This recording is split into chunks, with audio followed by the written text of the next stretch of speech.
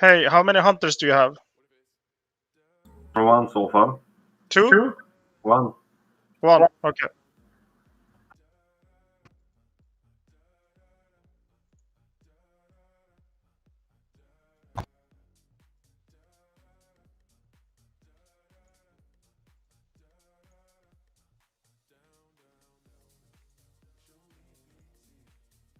How many warriors do you have? 3.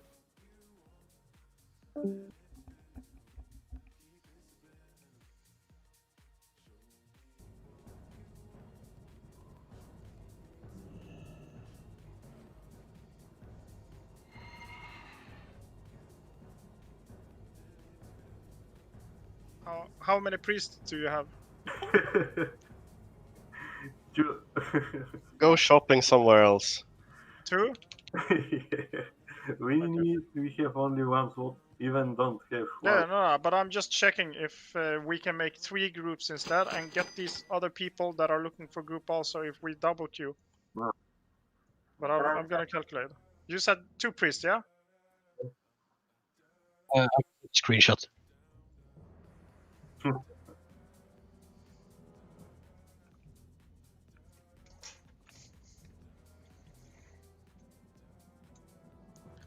How many shamans do you have?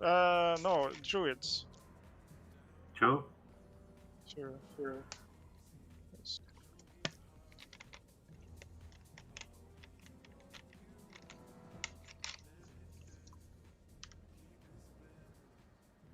Do you have 1 mage or 2 mages? Two. 2, okay.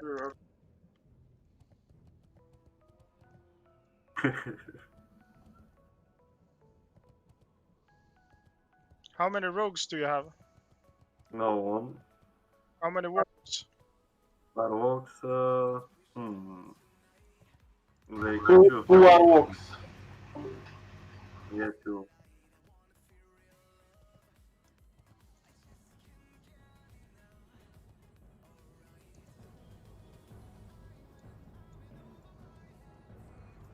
Noob fałsze. Crazy stuff.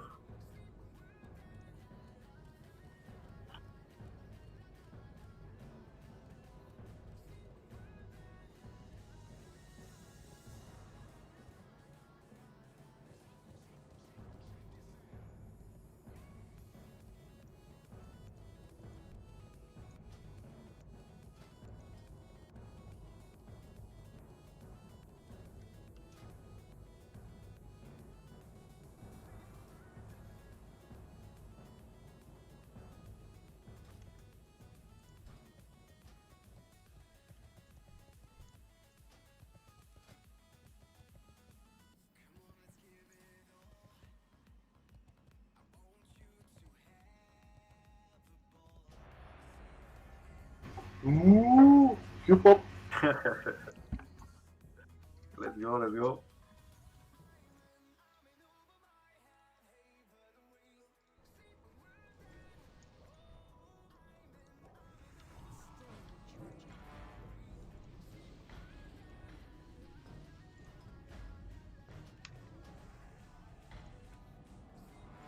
Skull of Flame pre-made. They only had 1 bug and of course they rolled a priest. Which they didn't have. Yeah, they always have a lot of healers. Give me assist.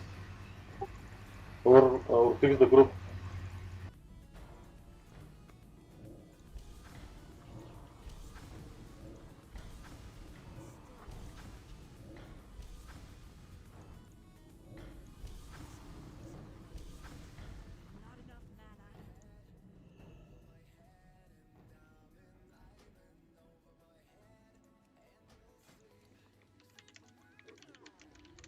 It's school flame permit. Be careful. Don't stack because of supercharge. Just let them come and let's kill them.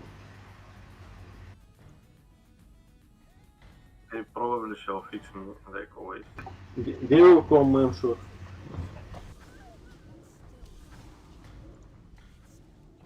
We have 3 priests and 2 shamans. Try to dispel Purge immediately and kill them instant when they come. Yeah, 3 priests and 2 shamans, baby. Instant dispel every person that come and we kill.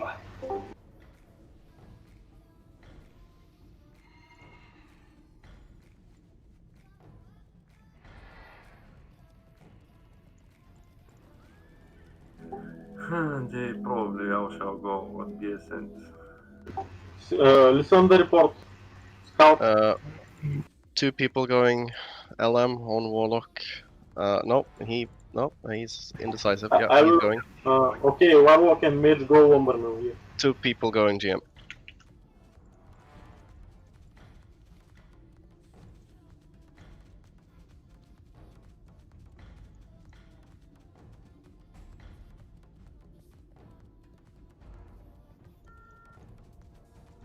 Be careful. Kill them back. Purge this warrior.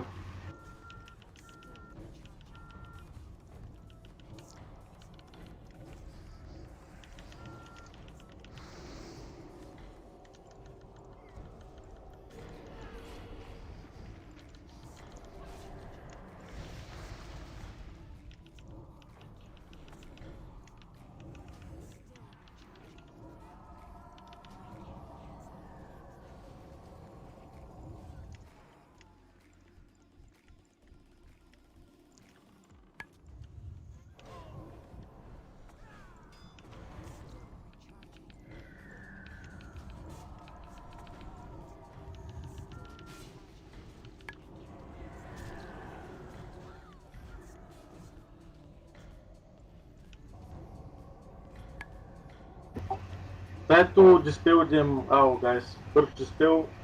We need it. This is Palace.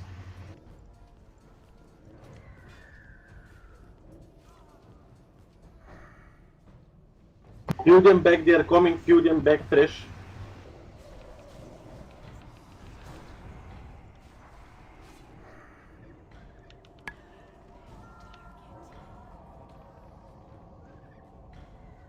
Just peel them back.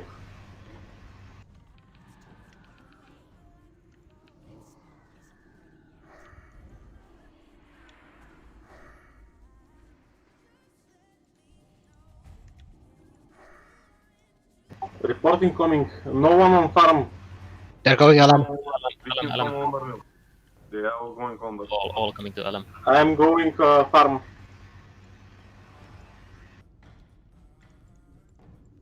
Go fast. Spin AM, spin AM.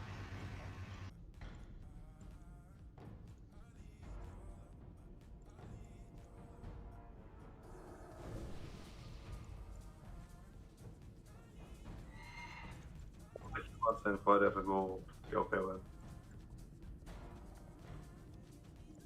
No, don't leave blacksmith before we even take it. Don't leave one from blacksmith. Always take 2. 2. You're in a game? Yeah? Yeah, and we're against the mate. Don't leave blacksmith, guys.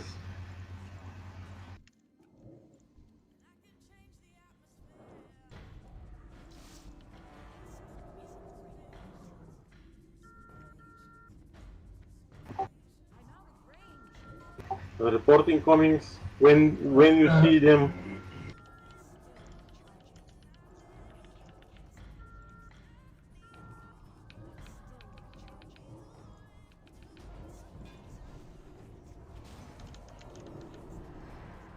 Blacksmith 1 room.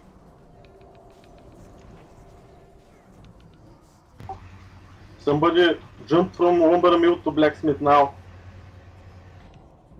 If they come blacksmith, we use it.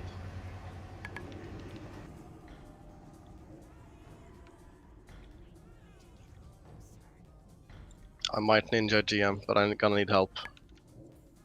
Oh, Jumping to never mind. BS.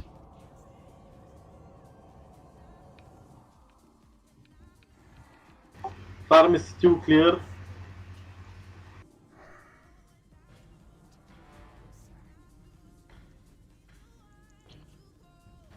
big gank BS. Yeah, they're going BS. Switch to BS. One bar move. But two guys or three stay on Womber Mill.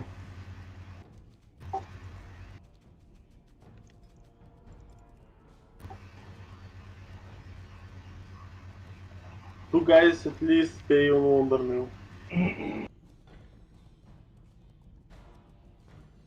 Warrior incoming hard from water. I see him. I can one this one him, but maybe he has a friend. BS is fine, right? We're winning BS.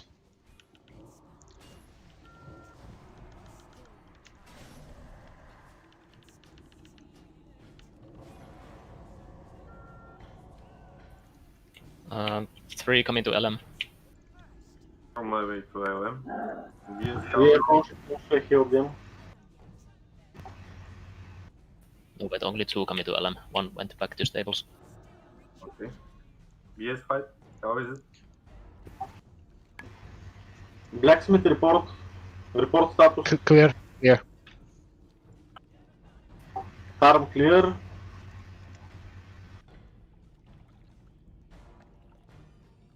One bar move is safe. One warrior coming BS from water GM. BS from water GM, one warrior.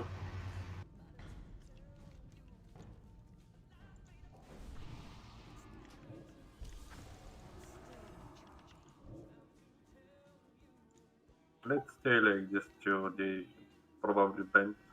Farm still clear. Be careful, they are going to go hard on blacksmith. They are moving GM blacksmith. There's 7 Don't just standing push still. Don't Stables. push tables. Just come back. Just defend 3 bases, guys. It looks like they might be bending.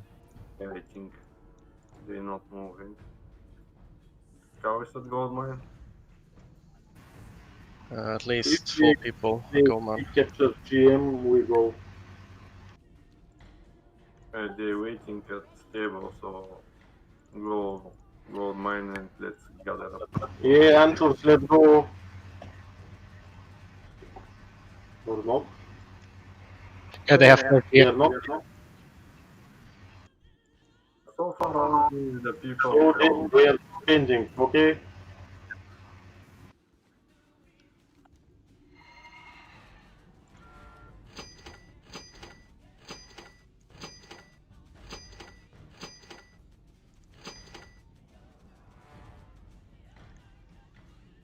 When taking mine, start moving to steel to regroup.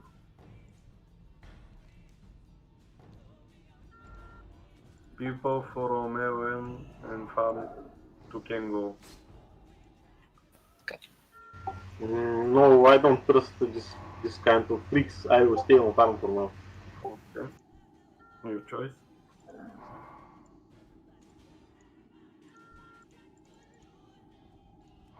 Alright, we got gold mine.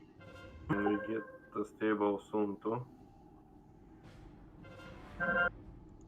Now.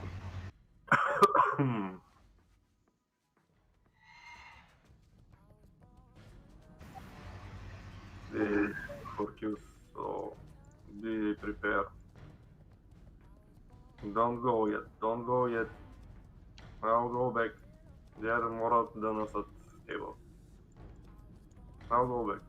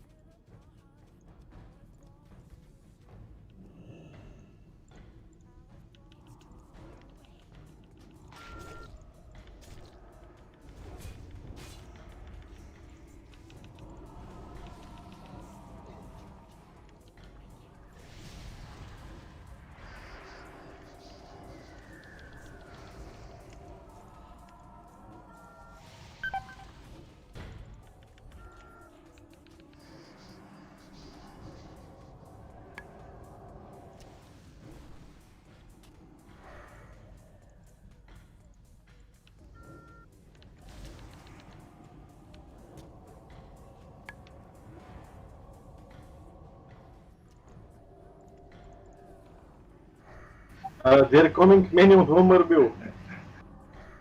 Okay, Wimberman needs a bit help.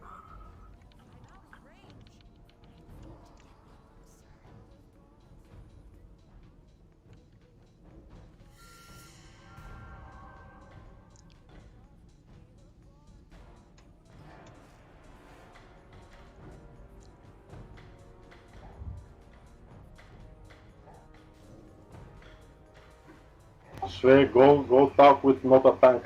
He wanted something. Okay, just show me why one person. Uh-huh.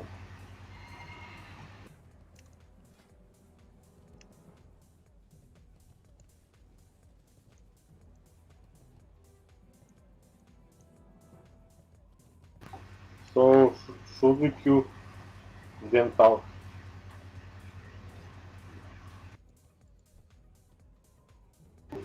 You are waiting for him, right? Queue.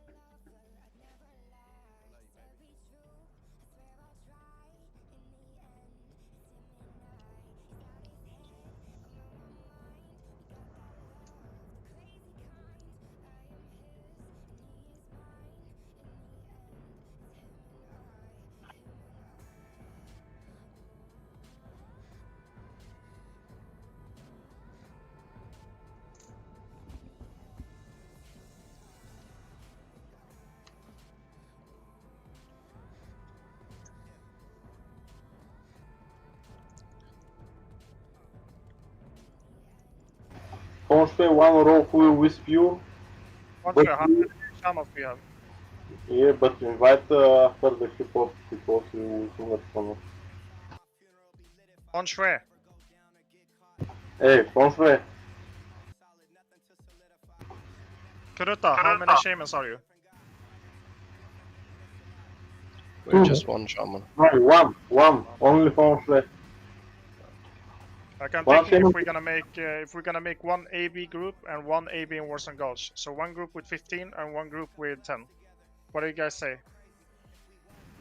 Well, we are 14 at the moment, so You're 14. yeah. Who is missing on Discord? Um, I don't know. Tell him to join the Discord then, so you guys have him on next game. Kastik, you don't need to change your name to mage. It's okay, you have the role as a mage, so we can see that. By the way, just a heads up. So I'm gonna remove the mage. It's fine like this.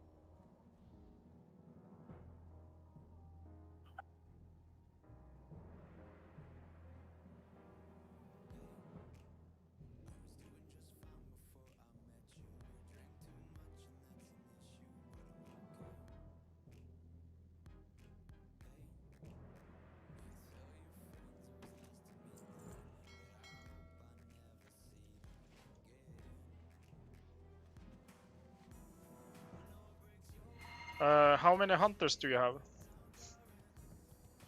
2. We have 2 hunters now. How many warriors did you have? You had 3. 3 warriors, 2 hunters, 2 mages, 2 warlocks, 2 priests, 2 druids, and 1 shaman. I'm just trying to see here if I can find. Oh my god.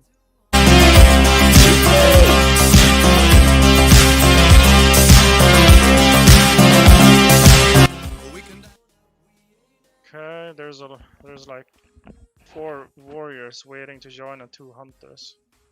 I can maybe get 1 warrior in.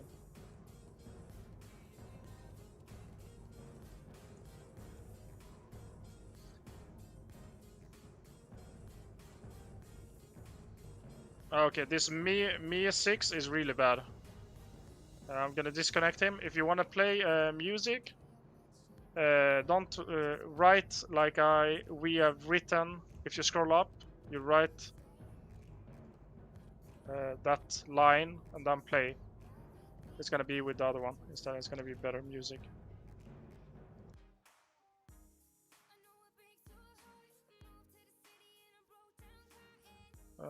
Okay, I'm gonna go to the other Discord.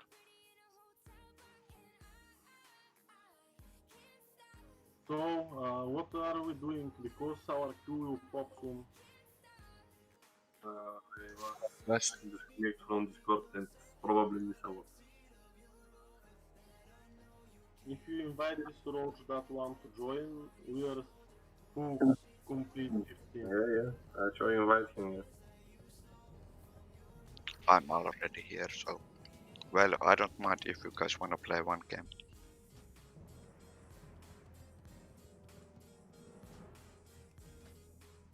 Just go for one game and shall invite.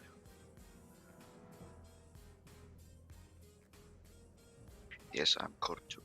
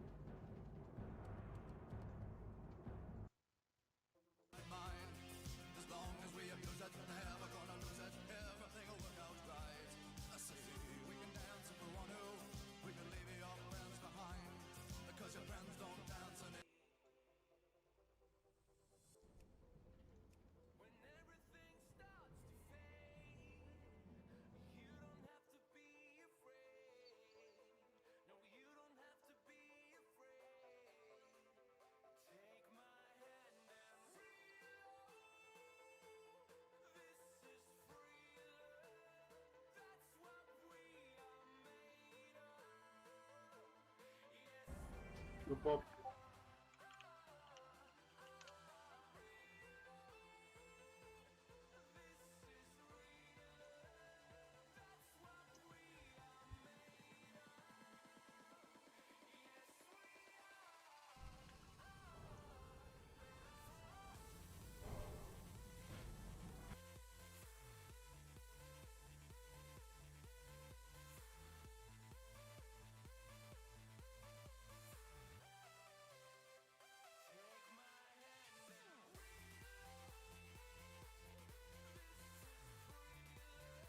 It's $1 tribe pre-made. It's not full though. Maybe. It's at least 2 from other servers.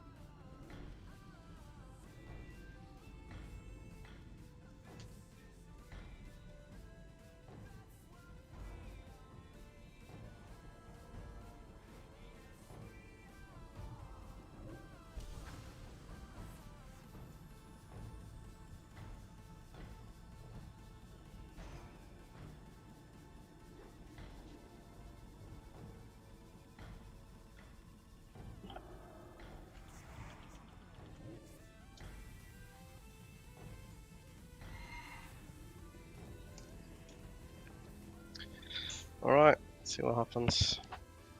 They are very slow out of the gates. Scout. It looks like they're all going BS. No one's going LM. Okay, Kriaps can go and grab LM. Yeah, they're all going BS. No one GM, no one LM. Maybe one person GM. Yeah, let's make big fight with BS.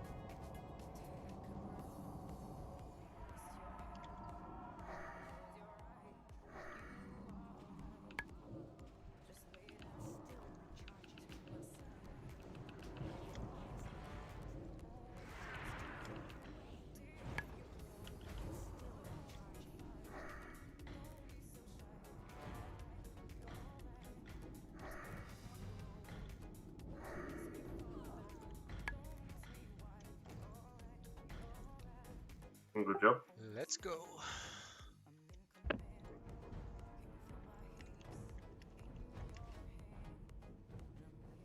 Going LM.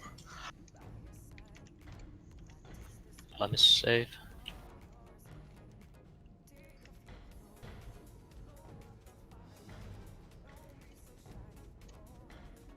They probably shall go out mine, so take stables and let's regroup from there.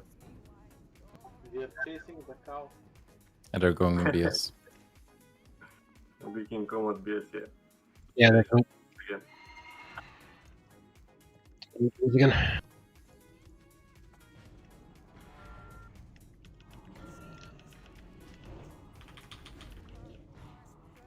They want me. Just CC the rogue on GM, all cap.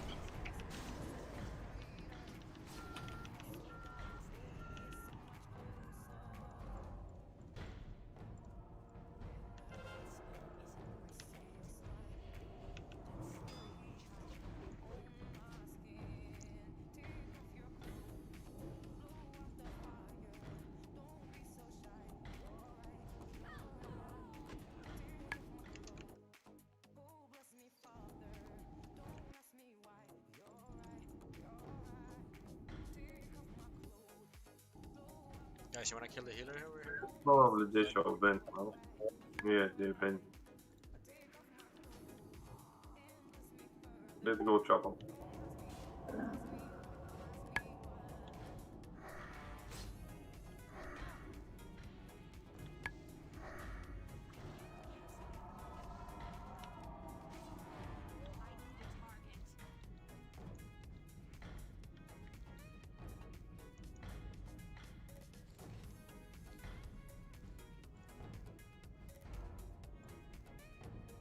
Yeah, they're retreating.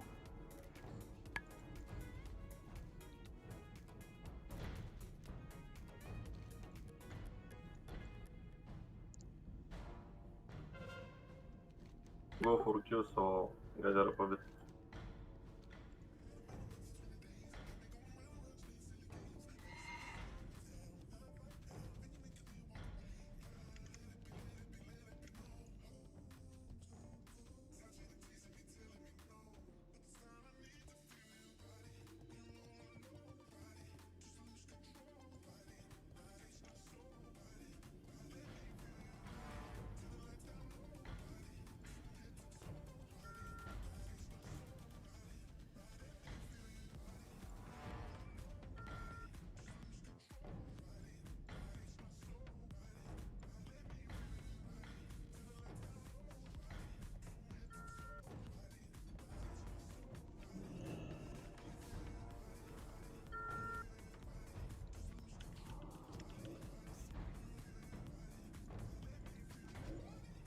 Wait a bit for healing and mana and we shall go.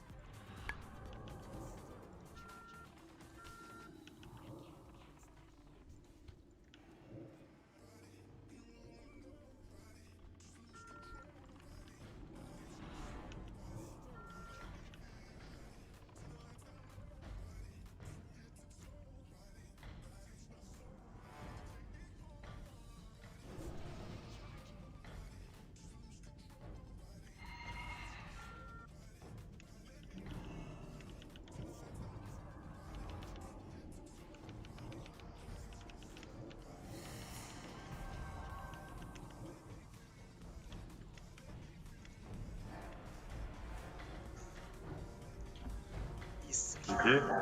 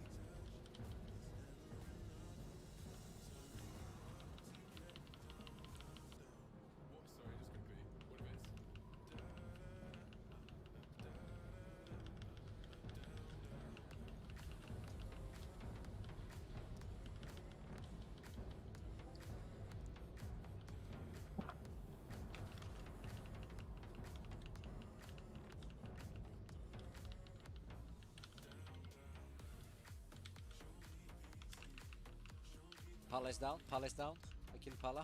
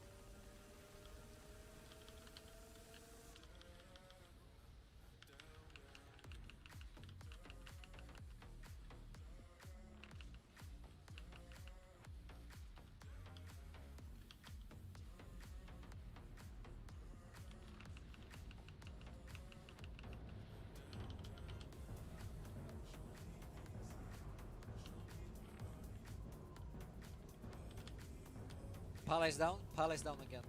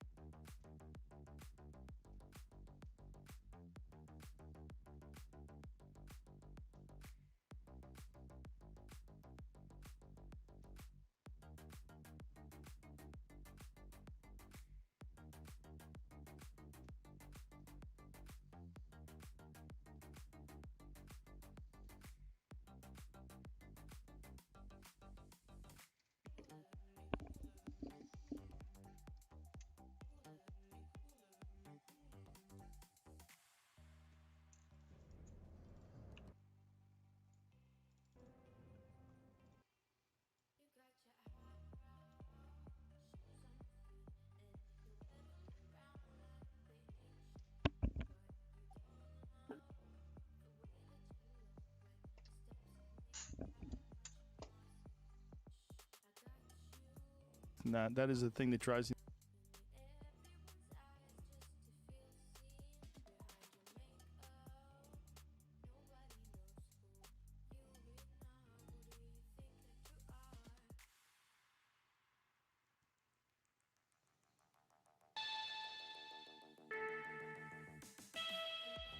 Hello, freak bitches.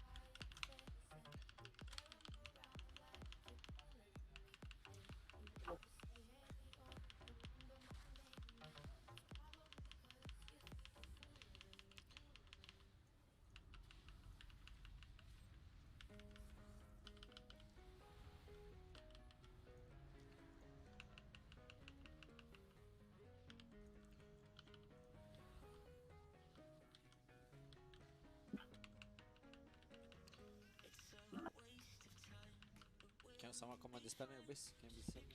Oh, never mind.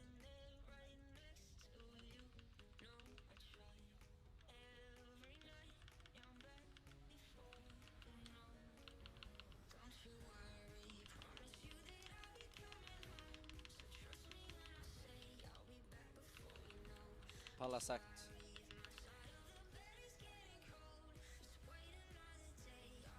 Bubble's gone, Bubble's gone. Go, go, go. Just go, kill him.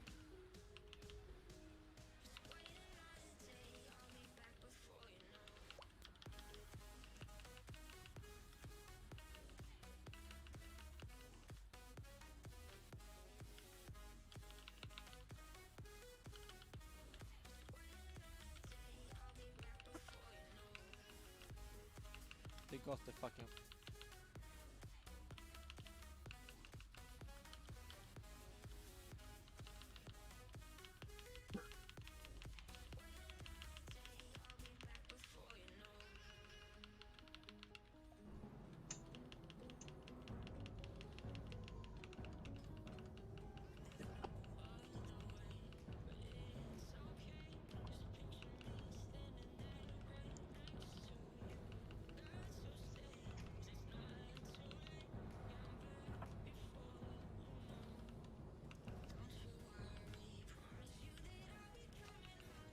Pala's gonna get him.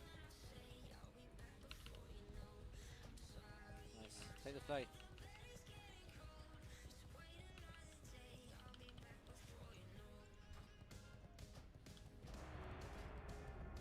Trip up.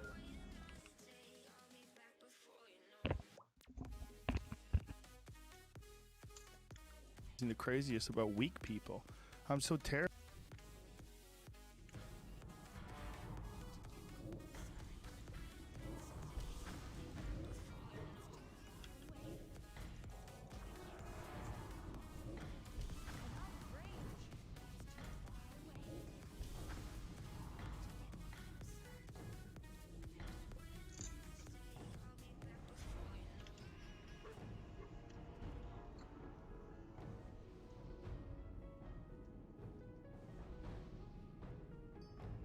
It seems to be a Russian pre-made, except for maybe 2 players.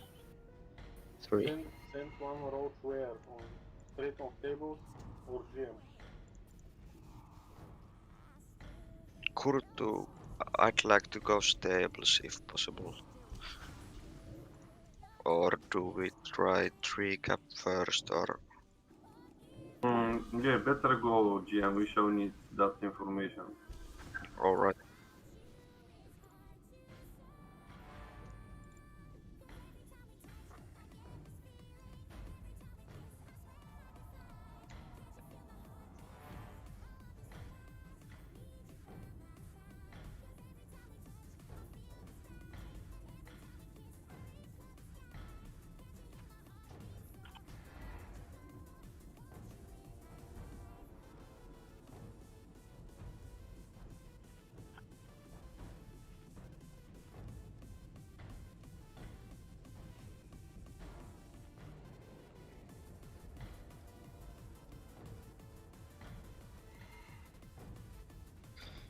Alright, let's kick some fucking Russian ass. Scout.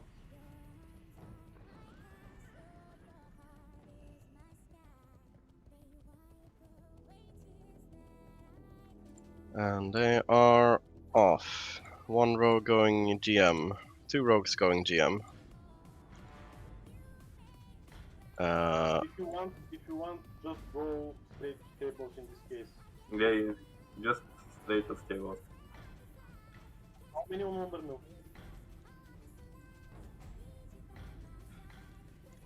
Might be a druid going LM. Not sure. 2 at GM, 1 roach, and I think druid.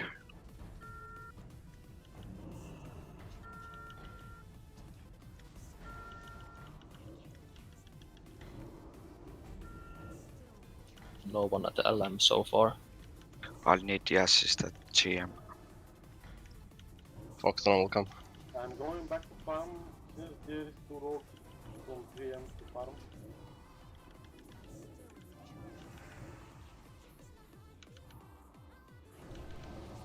Yeah, BS is ours. It was kind of weak attack. Yeah, got zapped. We're losing GM. Don't talk about GM, we shall fix that. GM.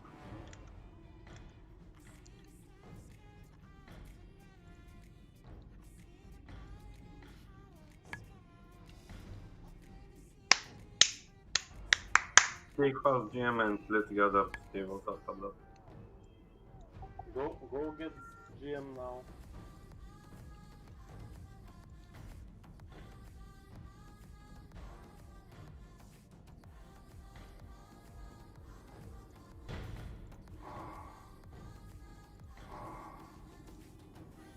We got GM.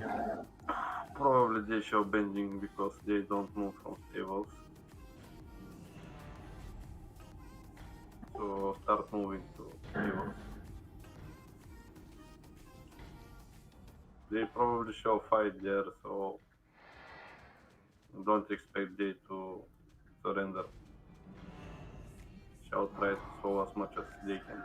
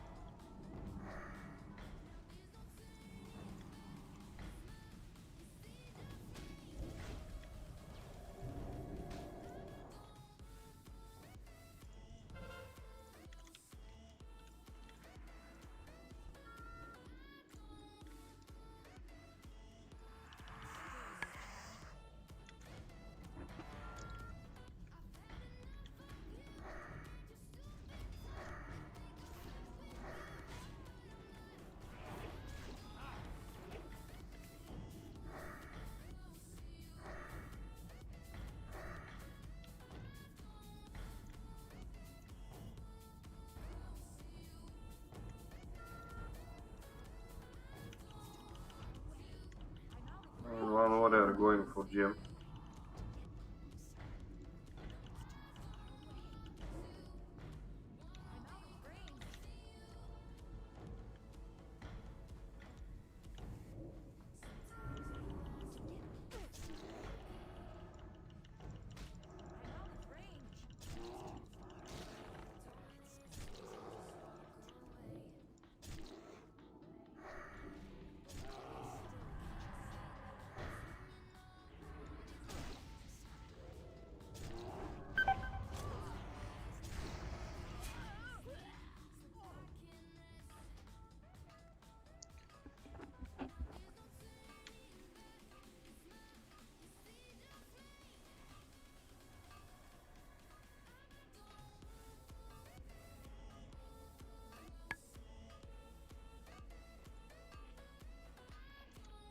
Third win on third primate on row.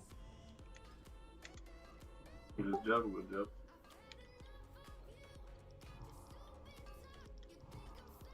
Top delicate go to chapel. Right tomorrow if you were asking from me.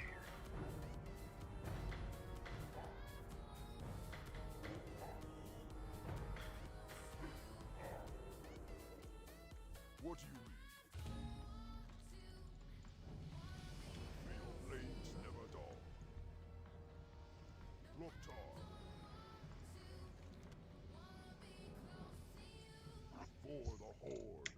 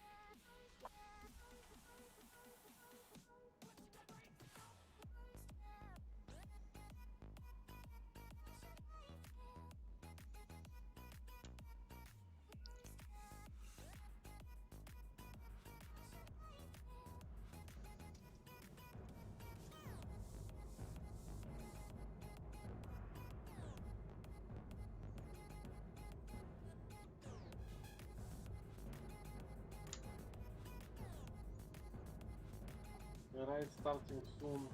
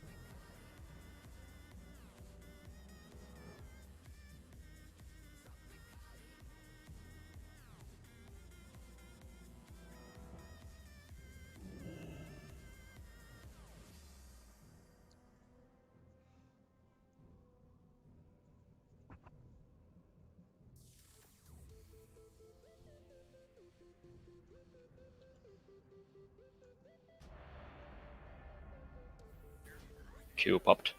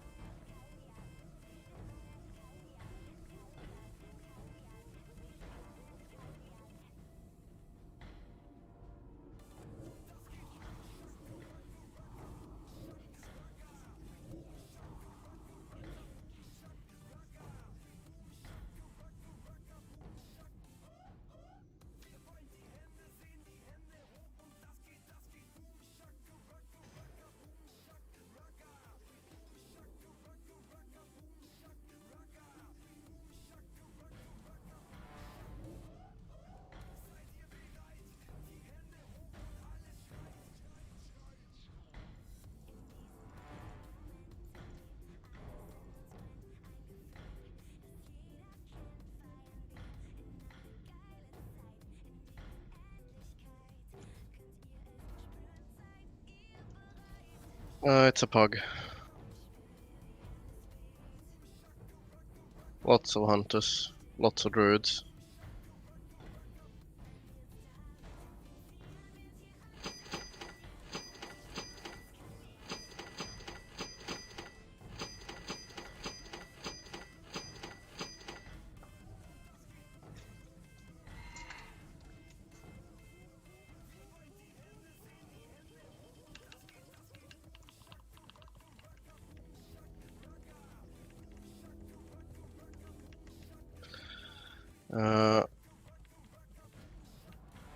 Maybe one LM, one paladin GM, one hunter GM. Yeah, a warrior LM. Most people middle. Stables.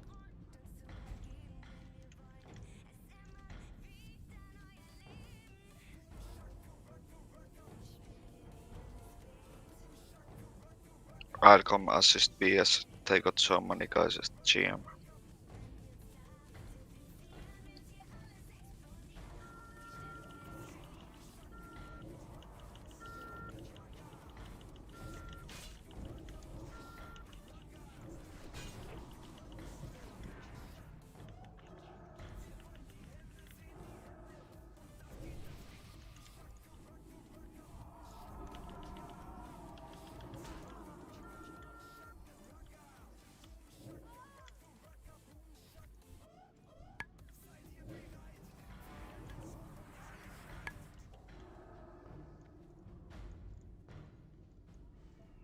One warrior going farm.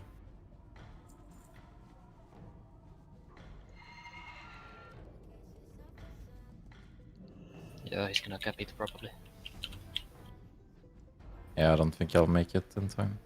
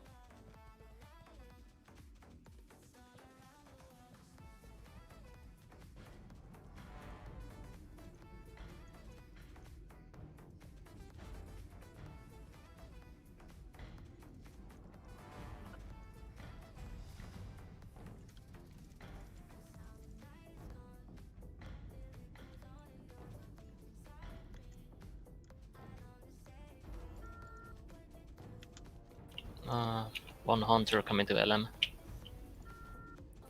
Also a druid.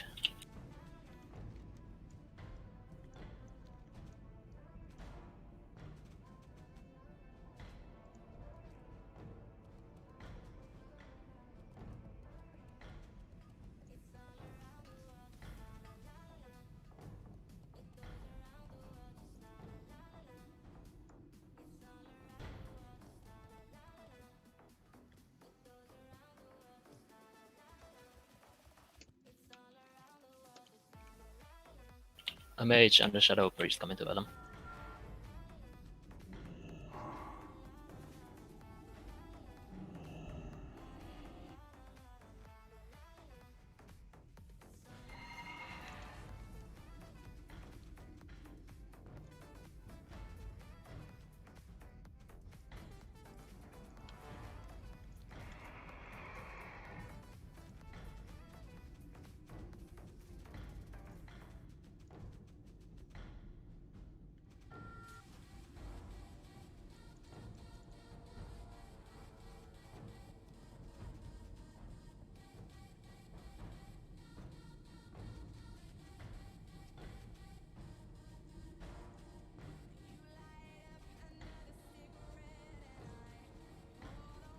Alarm is safe. Nice.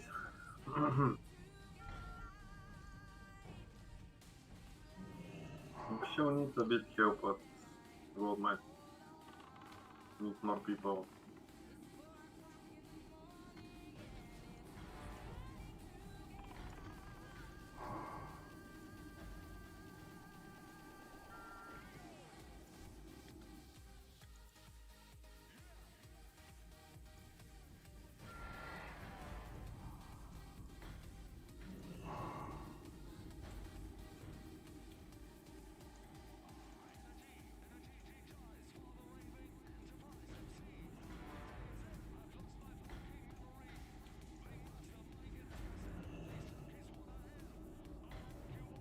Yeah, take for stable and then regroup for gold mine.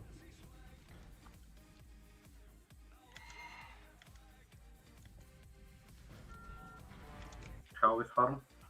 2 incoming. Okay.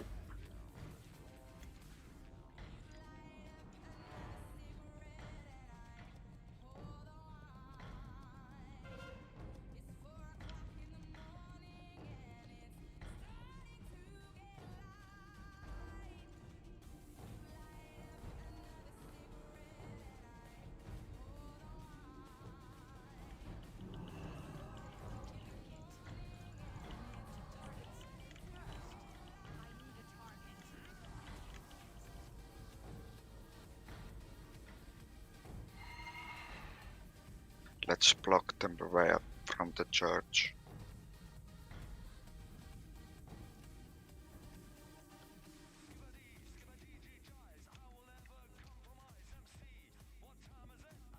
Stables. They got 2 hunters, 1 shadow priest. Some people still yet to block reinforcements from church.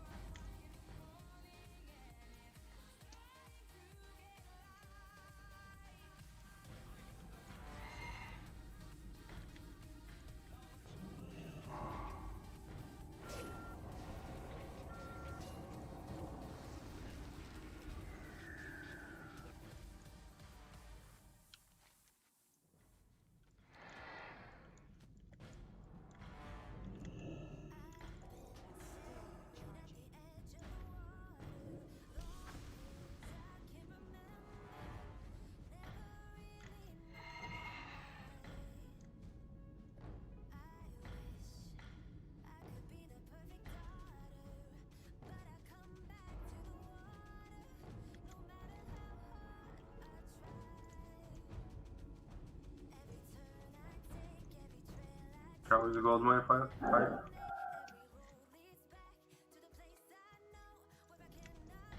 We need more people gold mine.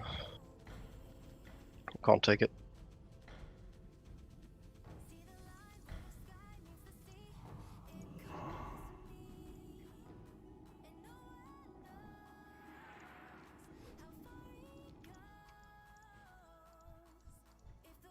Kurutta behind you.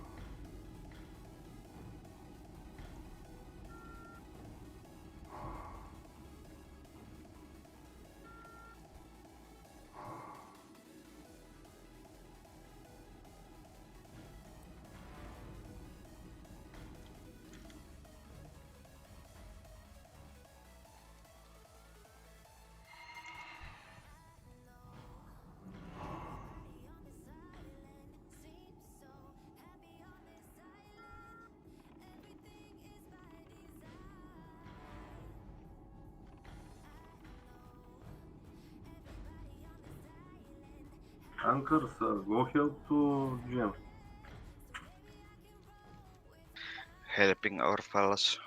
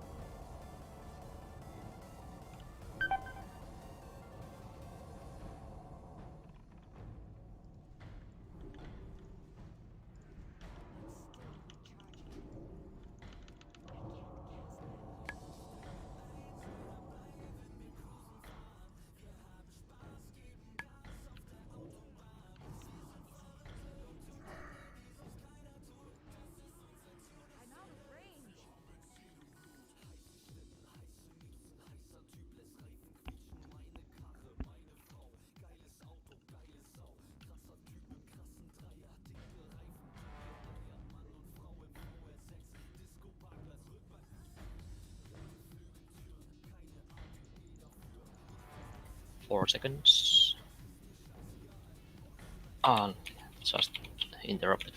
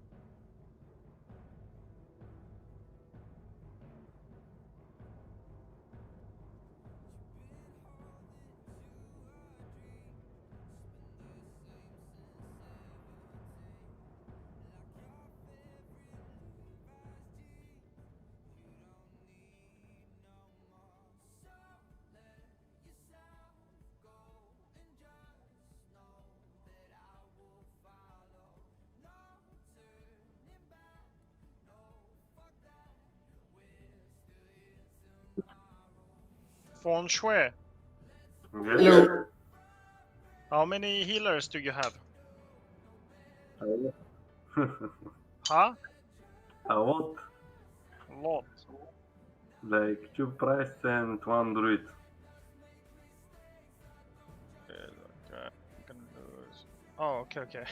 One of the price is shadow, yeah, I forgot. One So, is the shadow, so then you yeah. can take Snow Lily if you want. Are you 15 or 14? But I was speaking with one roach for invite. Who? So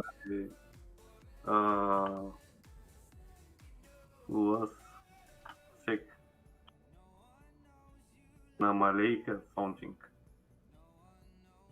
But why do you... But the other rogues have been waiting longer than Namaluka. Which one? You see on the list, there's one guy that's been waiting from 8 o'clock. Oh, okay. So probably shall take him then. Sorry Namaluka, but there is other people before you. It's not very nice to No problem. I'm not trying to be like mean to you or something like that, but I just want to go from up and down and give everyone a chance to play, you know, because these people have been waiting for a long time, you know. There's still hunters and warriors waiting from 1 or 2 o'clock today. So, yeah. At least that's what I'm trying to do, but if you... But it's up to Funchway. If he does not want to invite those other people, he does not need to. But I will invite Misswick on the next game. So Misswick is my rogue. You can ask Gethace if he can play with you. Okay, shall speak with him. Yes. But you get fuck. Yeah. I don't know. If you need more healer, get Snow Lily. No, we are fine with healers. We need DPS. Even we need most of our... But you only have one Disc Priest and one Druid, yes? It's fine. I help with heal and we have one Ele Restu Shaman too. So he help with heal and I help with heal, so healing is not... Okay. It's no problem. It's no Yeah. problem. I'm gonna invite Totem Lycol whenever I have the chance also, so you know. Okay. I need mostly mage, but so far not finding. Okay. How many mage do you have now? 1, 2, actually, yeah. 2, okay, yeah, I have 2 also. I don't know how long I have them, but... So it's the same. Alright. Just write to me if you need anything or wonder something, okay? Yeah, okay. Don't worry.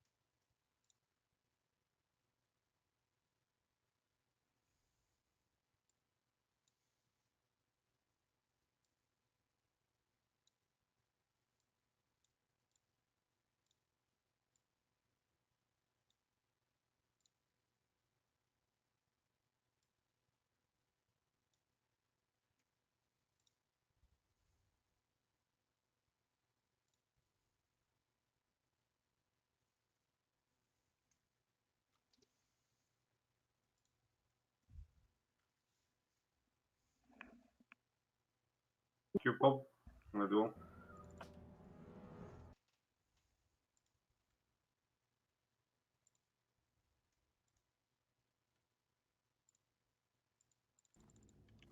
Terrified of seeing weakness and Yeah, nice. Got 4 demonic runes in the queue.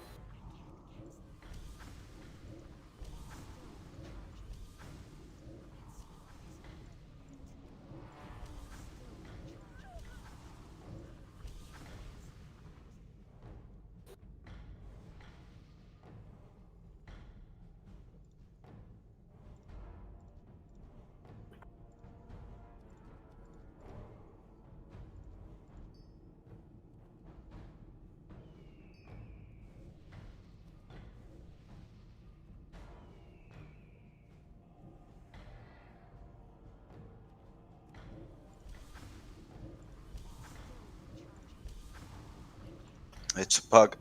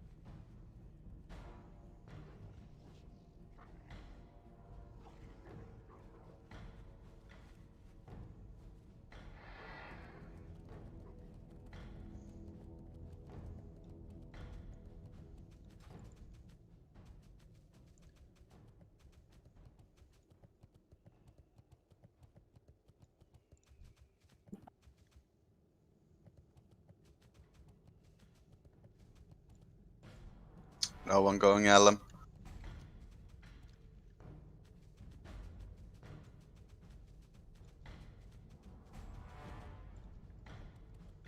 GM2. One paladin and one warrior. Plus druid and warrior. So GM is pretty much lost.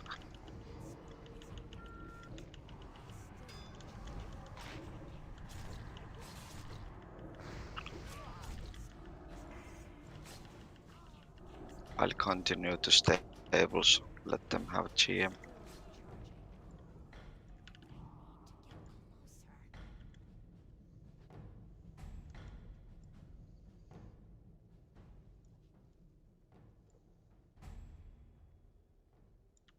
Oh, we lost farm.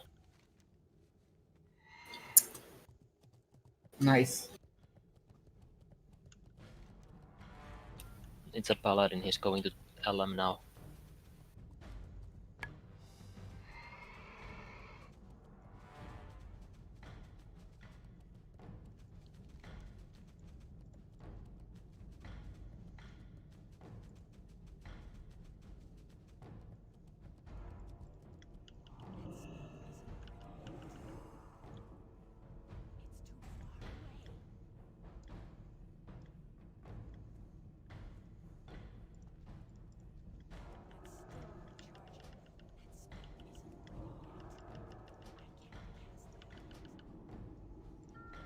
He's going to BS.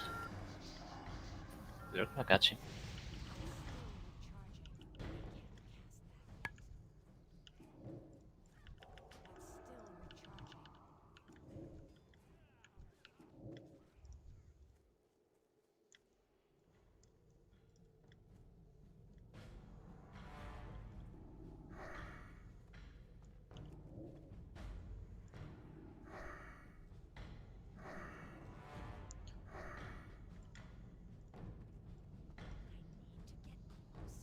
Just do it.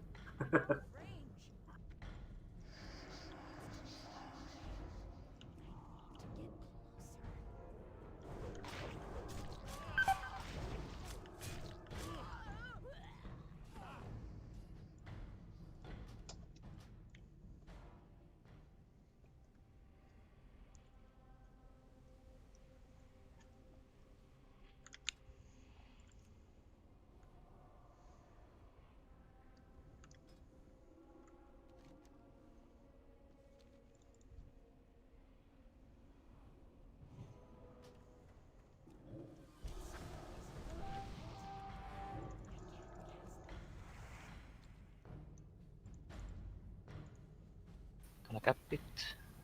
Okay, got it.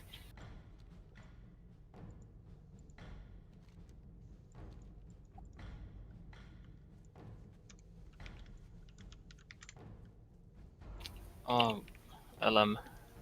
Holy shit.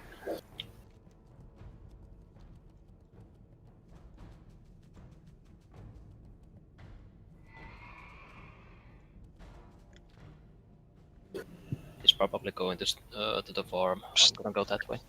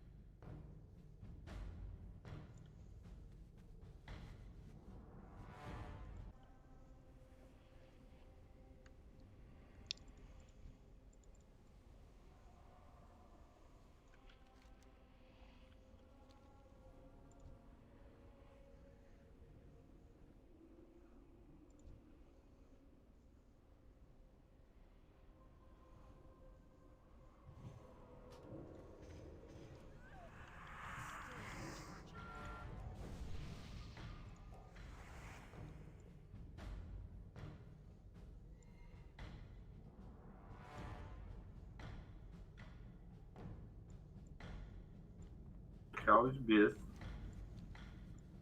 Fine. Start to move to stable.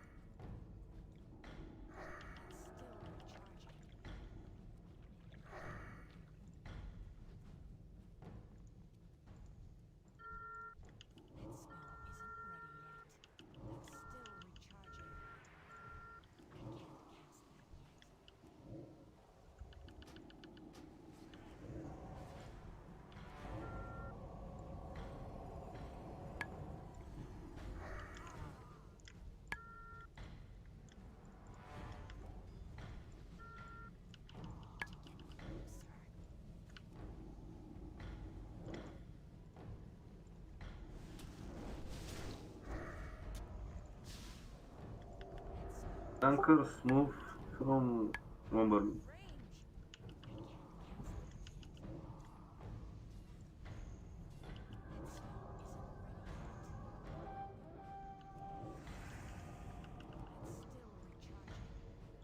One second. Got it.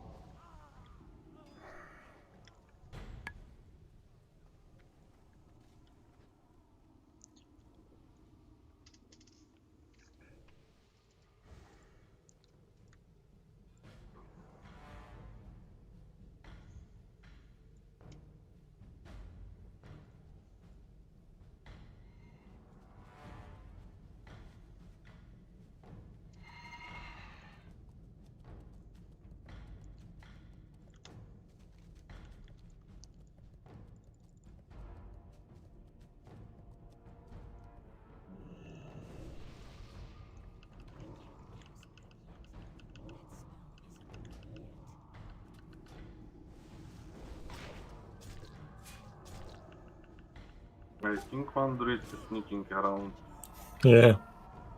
Lumber Mill farm. Yes.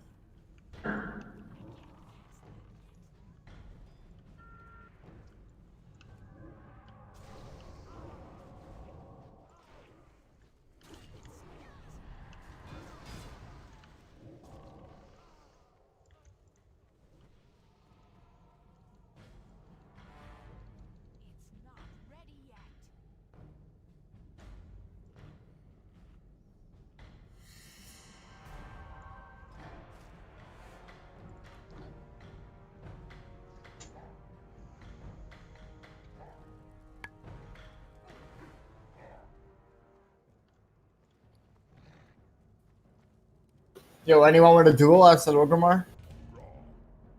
Let's go, dude. What? Duel me outside. Duel. Outside Orgrimmar. Yeah, can be.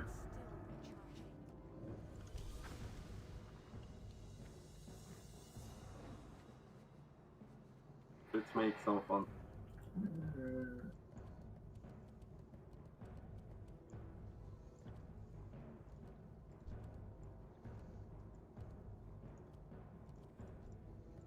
Dude, you're gonna clap me, man. You're an insane fucking, insanely better gear.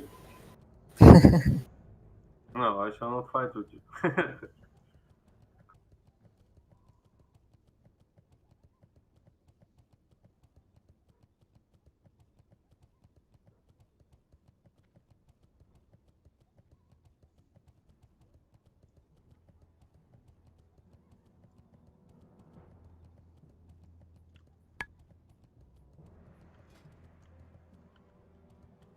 I guess I have to because no one shall come.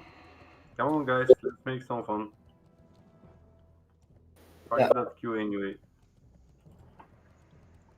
We can make some duels.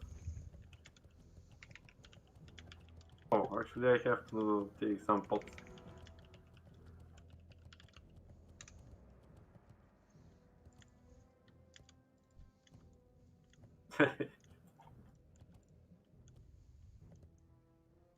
You shall take him from ranking.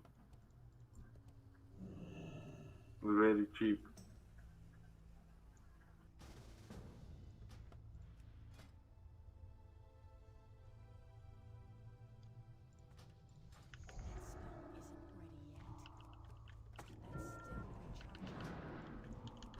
Actually, speak with him about this one.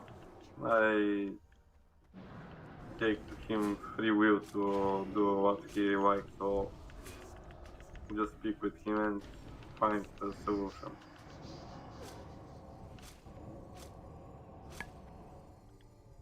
Oh my god.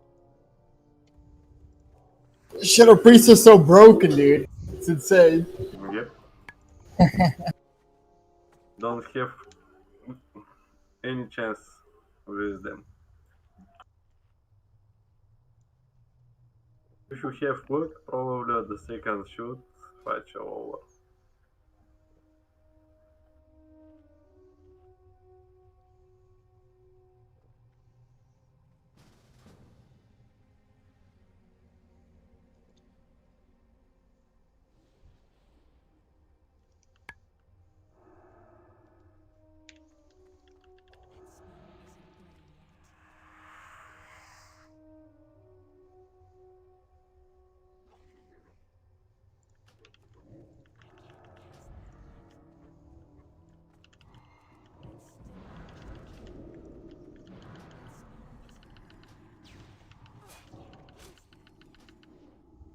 No.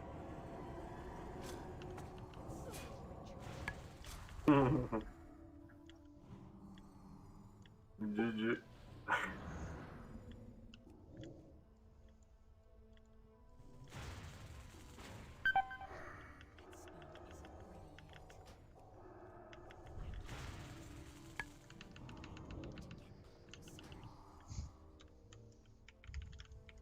Good job.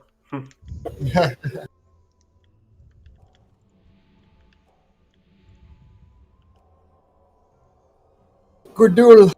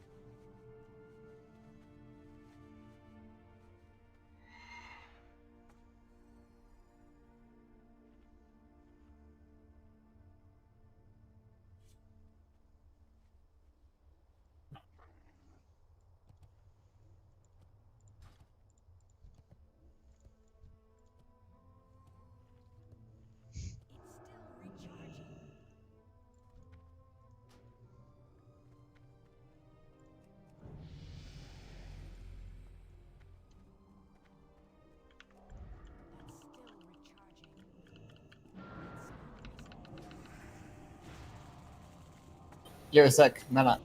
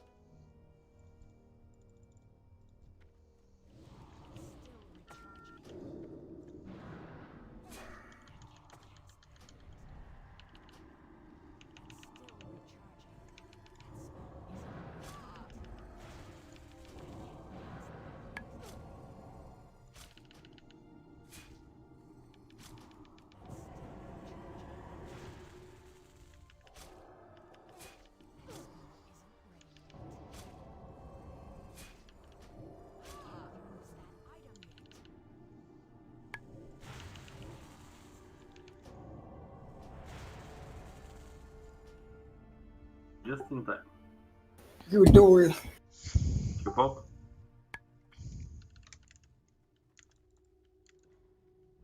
Go, go, go.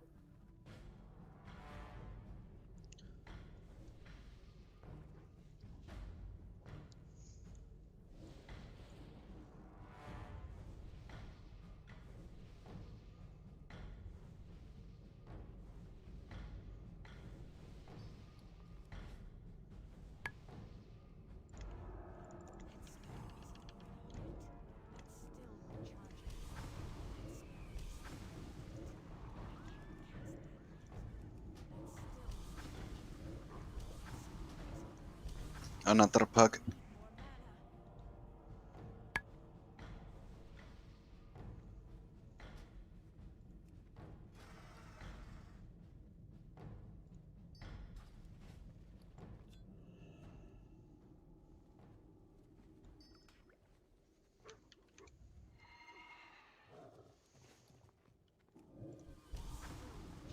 No, don't go BS.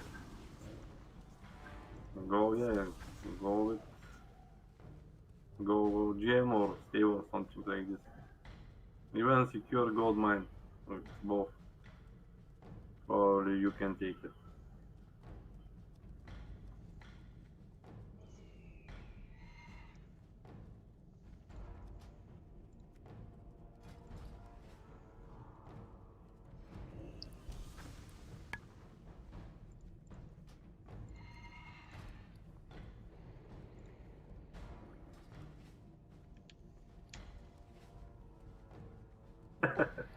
What the fuck? I shall not riding this.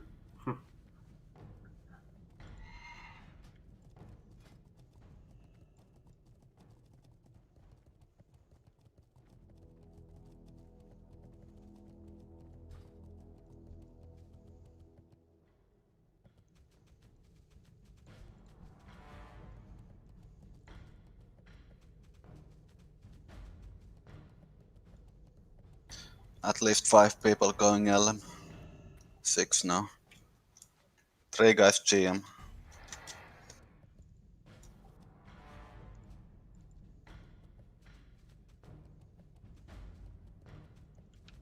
I'm gonna take farm.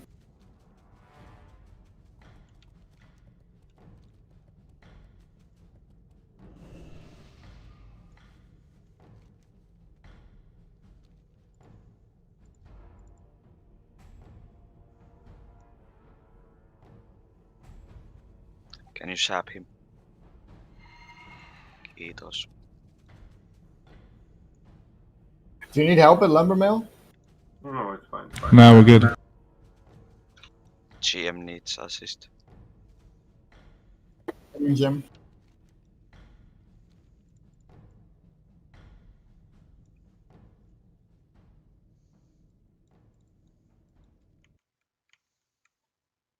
LM is fine.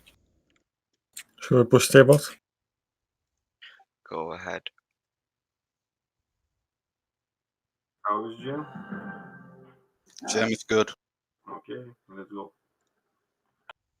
Lumber mill racers constables.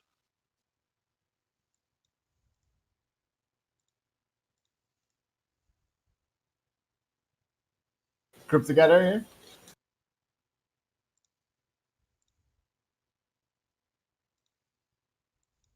Actually, guys, I prefer to push from one side. There's one warlock coming lumber mill, coming gold mine. Okay. Let him go. Fuck him. Should collapse here, man. Oh, no, you are going too early. We are not ready.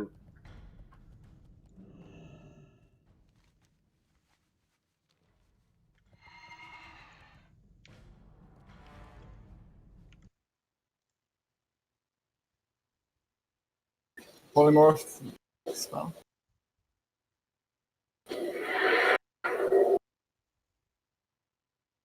GM is fine.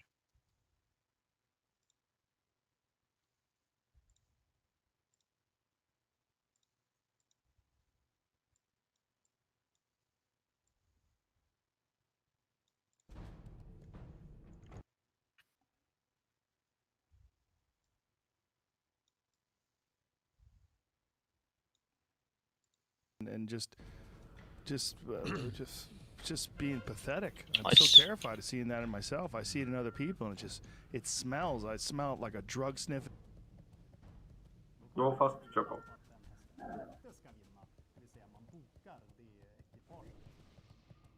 Dog, like, oh, there it is. Yeah, you smell desperation, Yes. weakness. So what makes you do this? Why are you doing a podcast? I have always been a blabbermouth. I can never Yeah. shut the fuck up. I love talking, and I've always been fascinated by human beings and their lives, and just talking to people and finding out. Like the guy before was this guy Johan Grillo, who's a narcotics journalist. He's a narco journalist in Mexico. I mean, I couldn't wait to talk to that guy. Yeah. Oh yeah. I mean, just what a life. I mean, he's been living in Mexico for 18 years. He's from England.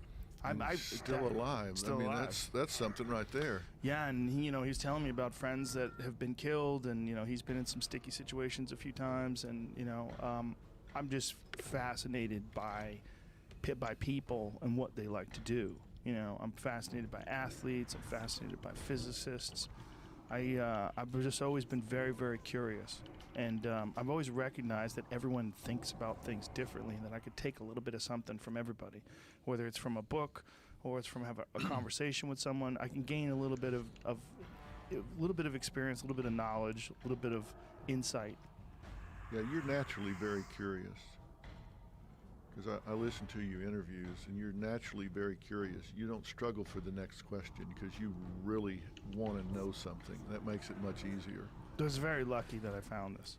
Yeah. Just stumbled into doing this kind of shit. And it wasn't this way in the beginning. In the beginning, it was just horseshitting with friends, and slowly but surely, as the podcast became popular, I was like, I wonder if that guy would talk to me. And then I would get people on, and then it became more of these long-form, interesting conversations. Yeah. And if you're curious about human functioning at all, human nature at all, there's an endless menu of things you can talk about. I don't care who it is. You could pull somebody out of a car on the street. Yeah. And if you're curious, you can talk to them because everybody has a different take in life. Everybody has a different walk. Yeah, absolutely. And what you're talking about, you're interviewing all these athletes. I think people tend to write off athletic pursuits as being entirely physical, and they're not. I mean, I think this is an easy way for people to look at it that don't engage or that have never really thought about playing anything at a very high level, that it requires some intense thinking. It might not require mathematics or a large vocabulary, but understanding what's required, understanding when and how to execute, understanding how to keep your shit together under pressure. Those are all intensely intellectual aspects of any really high-end athletic pursuit. And there's a different breed of cat that wants the ball at the buzzer. Yes. That's not just a showboat. There's a different breed of cat that wants that ball at that point. Yes. And it's not always who you think, but it takes a special kind of person that wants that pressure. Yeah, that knows they can handle it better than anybody else. Yeah. It's people that are entirely confident that they've done the work. There's a haunting thing that happens with athletes where you're not sure if you did enough. And in fighters, it's a very dangerous inclination because it leads you to overtrain. And you have to be very careful about that, because with a fighter, you only can learn so much during your training camp. Like, say, once you get into training camp, you got 8 weeks, depending on who you are. Some guys like to do a little longer, but the average is maybe 8. 12 weeks is a long camp. You already have to know how to fight by the time you get to camp. So what you're really doing is just kind of working on specific movements where you're dealing with one kind of fighter, and then getting your body in shape, getting your body conditioned, getting your mind ready, preparing everything, cutting your body weight down, getting so you can weigh in and have a good amount of just you got to have enough vitality. You can't drain yourself. So there's this complicated dance that goes on. And that haunting thing of did I do enough can cause fighters to screw themselves over by overtraining. Yeah. So you have to have enough confidence to know that you've done enough, as well as enough. You have to know you've done enough, but know you haven't done too much. This is a really strange dance. And this weekend is a giant UFC, big UFC, 2 big title fights between 4 of the very best fighters in the world. And I mean, that is one of the most interesting aspects of the fight game to me is, one, watching these guys stare each other down at the weigh-in, where they get a look at each other and they know 24 hours from now they're going to war, and just see, like, is there just a smell of doubt? Is there anything? Is there anything in there?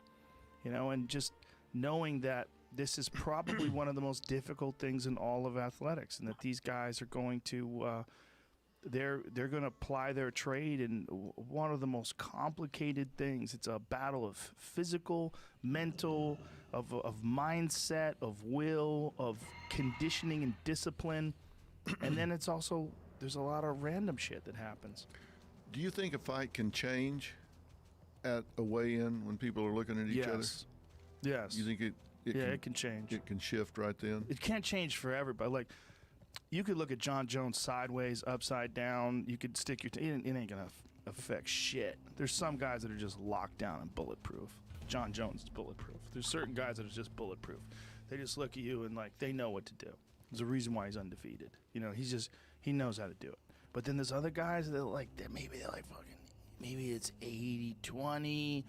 Maybe, and then the stare down, you look at the guy and you look at him like, God damn it, I'm fighting Yoel Romero. How the fuck did this happen? And then you see him drop down to 75, maybe 73% confidence, 72, 70, shit.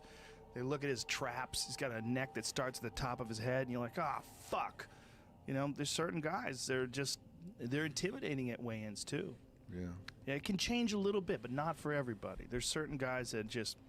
It doesn't matter. You can't get in there. There's certain champions, like real champions, like Mighty Mouse Johnson. There's a bunch of guys like that that are just champions. You look at them, it doesn't matter. They know what they're doing. They've done the work. They're the best in the business. Like, you can mean mug them and get aggressive. They might smile at you. They might, this is cute. You're trying to make me nervous. Hilarious. See you tomorrow. Yeah. So is that because they know who they are and it doesn't matter who this is? Or is it that they just don't believe in this guy? It's they know who they are, I think, and they have reached a level of confidence. When you get to a certain level of success, like, you know, John Jones has one loss in his record, and it's by disqualification, a fight that he was destroying the guy, and he was hitting the guy with, it's a really dumb rule, but when you throw elbows, you're not allowed to throw a 12-6 elbow, meaning coming straight down. The only reason that exists is because when mixed martial arts was first being sanctioned by athletic commissions, the people that were in the athletic commission had some nervous fears of they had seen like those late night TV shows where karate guys are breaking bricks with their elbow driving straight down. They thought they could kill somebody if they did that. So let's not have, we'll eliminate that strike. It's a dumb move. And John Jones hit this guy with a couple 12-6 elbows, and he was disqualified. In a fight, he was just destroying the guy. So for a guy like that, who has this staggering resume of achievement, he's widely considered to be the greatest light heavyweight champion of all time. If not, he's definitely in the running of the greatest fighter ever of all time. For a guy like that, he's confident to the point of, you know, he's not trying to just beat this guy, although he's going to beat this guy. He's trying to go down in history as one of the greatest of all time, or the greatest of all time. So for a guy like that, it doesn't matter what you do. He's a Michael Jordan type character. You know, there's a few of those guys out there. There's these LeBron Jameses, these Larry Birds. They exist in all sports. They have this mindset, a champion mindset. Does he fight angry or does he fight businesslike? Businesslike. He's very businesslike. Yeah, he's very businesslike. He just knows what he's doing. The best guys fight businesslike. Yeah. There's some guys that fight with emotion and they're still really good, but like Fedor Emelianenko is this famous Russian guy. He would have a look on his face like he was cashing a check and he was smashing a guy's orbit in. I mean, he was just, you know, he was the highest level of that, like that robotic, business-like approach to fighting. Yeah. And then after he knocked you unconscious, he'd help you get back up. Yeah. It was over. Once he shut it off, it was over. There was no sign. He thought emotions were weak. Like showing emotions in a fight, showing anger, all that was weak. Yeah. I think there's a huge psychological component to it. I mean, I agree completely. Giant. Gigantic. I think if you go in with doubt, man, I just think that's terrible. It's terrible. Yeah. I think if you, because now you're fighting yourself and them too. You remember the Mike Tyson fights when he was in his prime? Oh yeah. Remember the look in those guys' faces? Oh yeah. They're staring across the ring at him and like, oh Jesus, what did I sign up for? Yeah, they're thinking, I don't know what the money was here, but it wasn't worth it. This seemed like a good idea at the time. It was a life-changing, life-defining moment when you were staring across the ring at Iron Mike, and it was like 1989, and he was on top of the world. Yeah, and you knew he was going to come over there and hit you like you had never been hit before. Yeah, guns blazing. Yeah, and he firing. did. Yeah, and he did. Yeah. Meanwhile, you meet him now, he's like the nicest guy on the planet Earth. Yeah. Couldn't be a sweeter guy. Yeah, I talked to him today. He's got a daughter that's apparently a pretty good tennis player. Really? And he's really behind her now and focused on that. That was him back then. That was when he came out of jail and he's fighting Peter McNeely. Yeah. He's just letting him know, it's coming, baby. It's terrifying, man. But you know, he was never as formidable after jail as he was before he went in. Yeah, no. Well, there's a ton of factors. His training was never the same.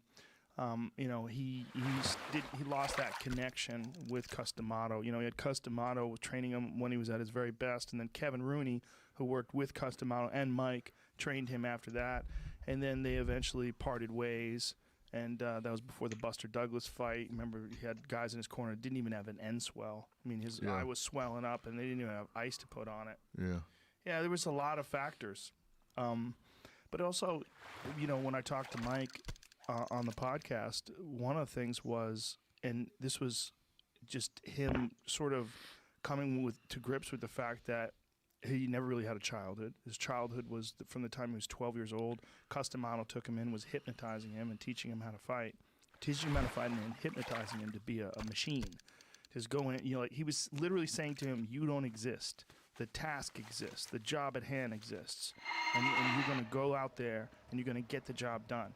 And he was telling this to a 13-year-old that never experienced love. He just was abandoned and homeless, and this is the only way he ever got any sort of positive reinforcement. He never really had a child in his life is by destroying people. Yeah. Yeah, and that's sad. But you know, now he seems to really be connected to his daughter. I mean, you see and hear a softness in his voice. He really is connected to her. He learned. You know, I mean, it's easy to try to look at someone like who they were, you know, 20 years ago. It's easy to do that. It's easy to just say, oh, he's that guy. But people evolve and they grow, and he's a great example of that. He's a very different person. You know, he doesn't even work out because he's worried about his ego. Like, he doesn't hit the bag or do anything like that. It's occasionally get on a treadmill and work out a little bit on a treadmill just to get a little exercise in.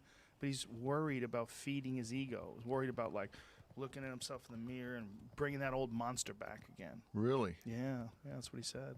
Oh. Yeah, I'd think he'd be afraid of not being able to get back to the level he was. I don't think he's afraid of that. I don't think he wants to be that guy. Yeah. He says he doesn't like that guy. Yeah. Like, which is crazy because that guy is who made him rich and famous and everybody loves him because he was that guy. But who he is now is a completely different person, just a real sweetheart. Yeah, he seems like it. I mean, you'd never think to talk to him. If you didn't know his history, you'd never guess that was that guy. Yeah, no, you never would.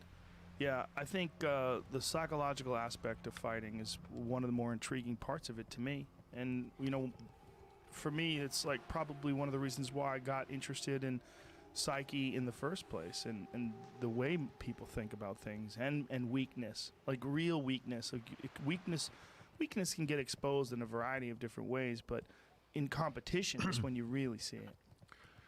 Yeah, and I have this theory, you know, and we see it in sports, and I saw it when I talked to Emmett. He's been a friend of mine for a long time, and I was talking to him about his psychology as he goes into a football game, and he says he plays a movie in his mind of the entire game before he plays it. Because, you know, in a football game, you're going to have 11 or 12 possessions during the game. Just throughout the football game, you're going to get that ball 11 or 12 times. He would say, and I'm going to carry that ball 3 or 4 times per possession. And he knows which plays he's going to run. He would run them through his head. He would see it. He would know who was going to be there to tackle him. He would, you know, he'd run everything through his head. And he's one of those guys that wants the ball when the clock's running out. Yeah. But I have this theory that situations do not make heroes.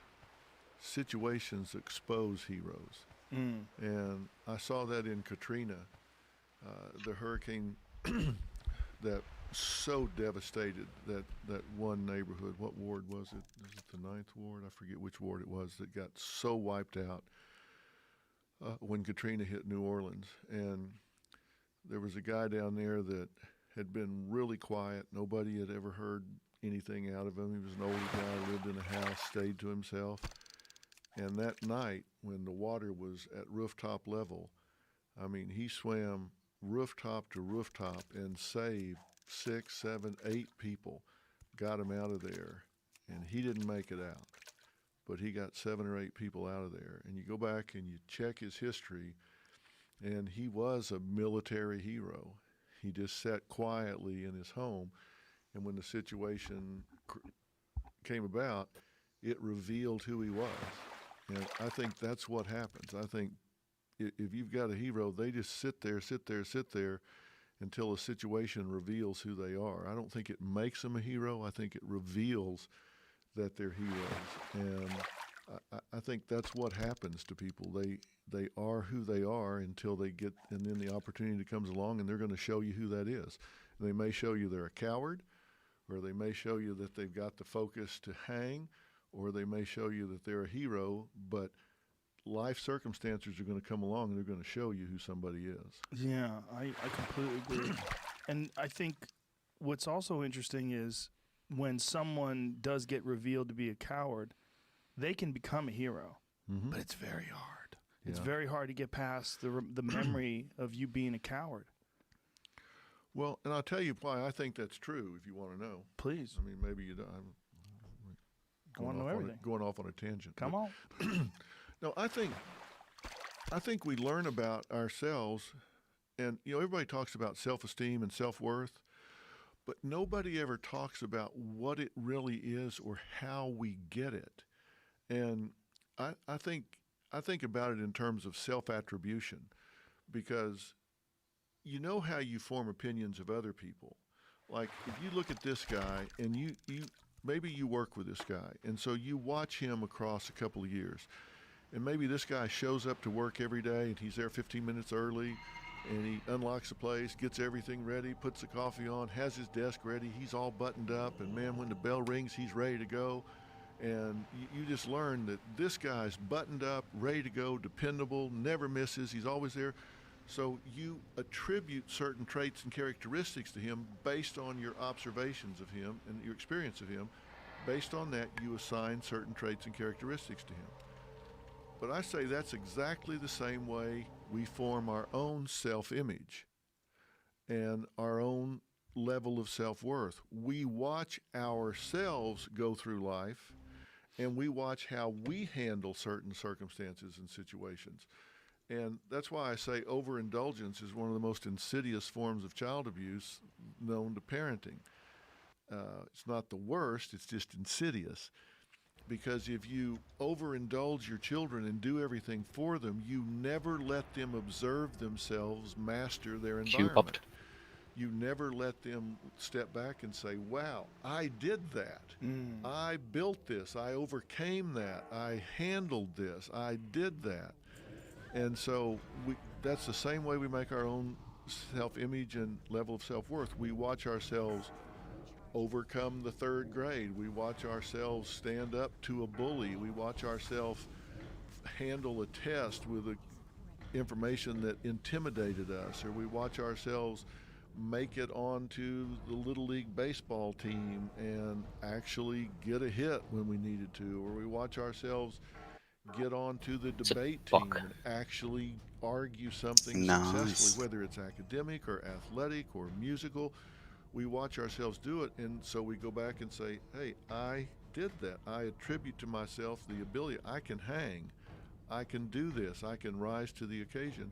Or we watch ourselves fold like a pup tent in a windstorm and say, I can't hang. I don't have it.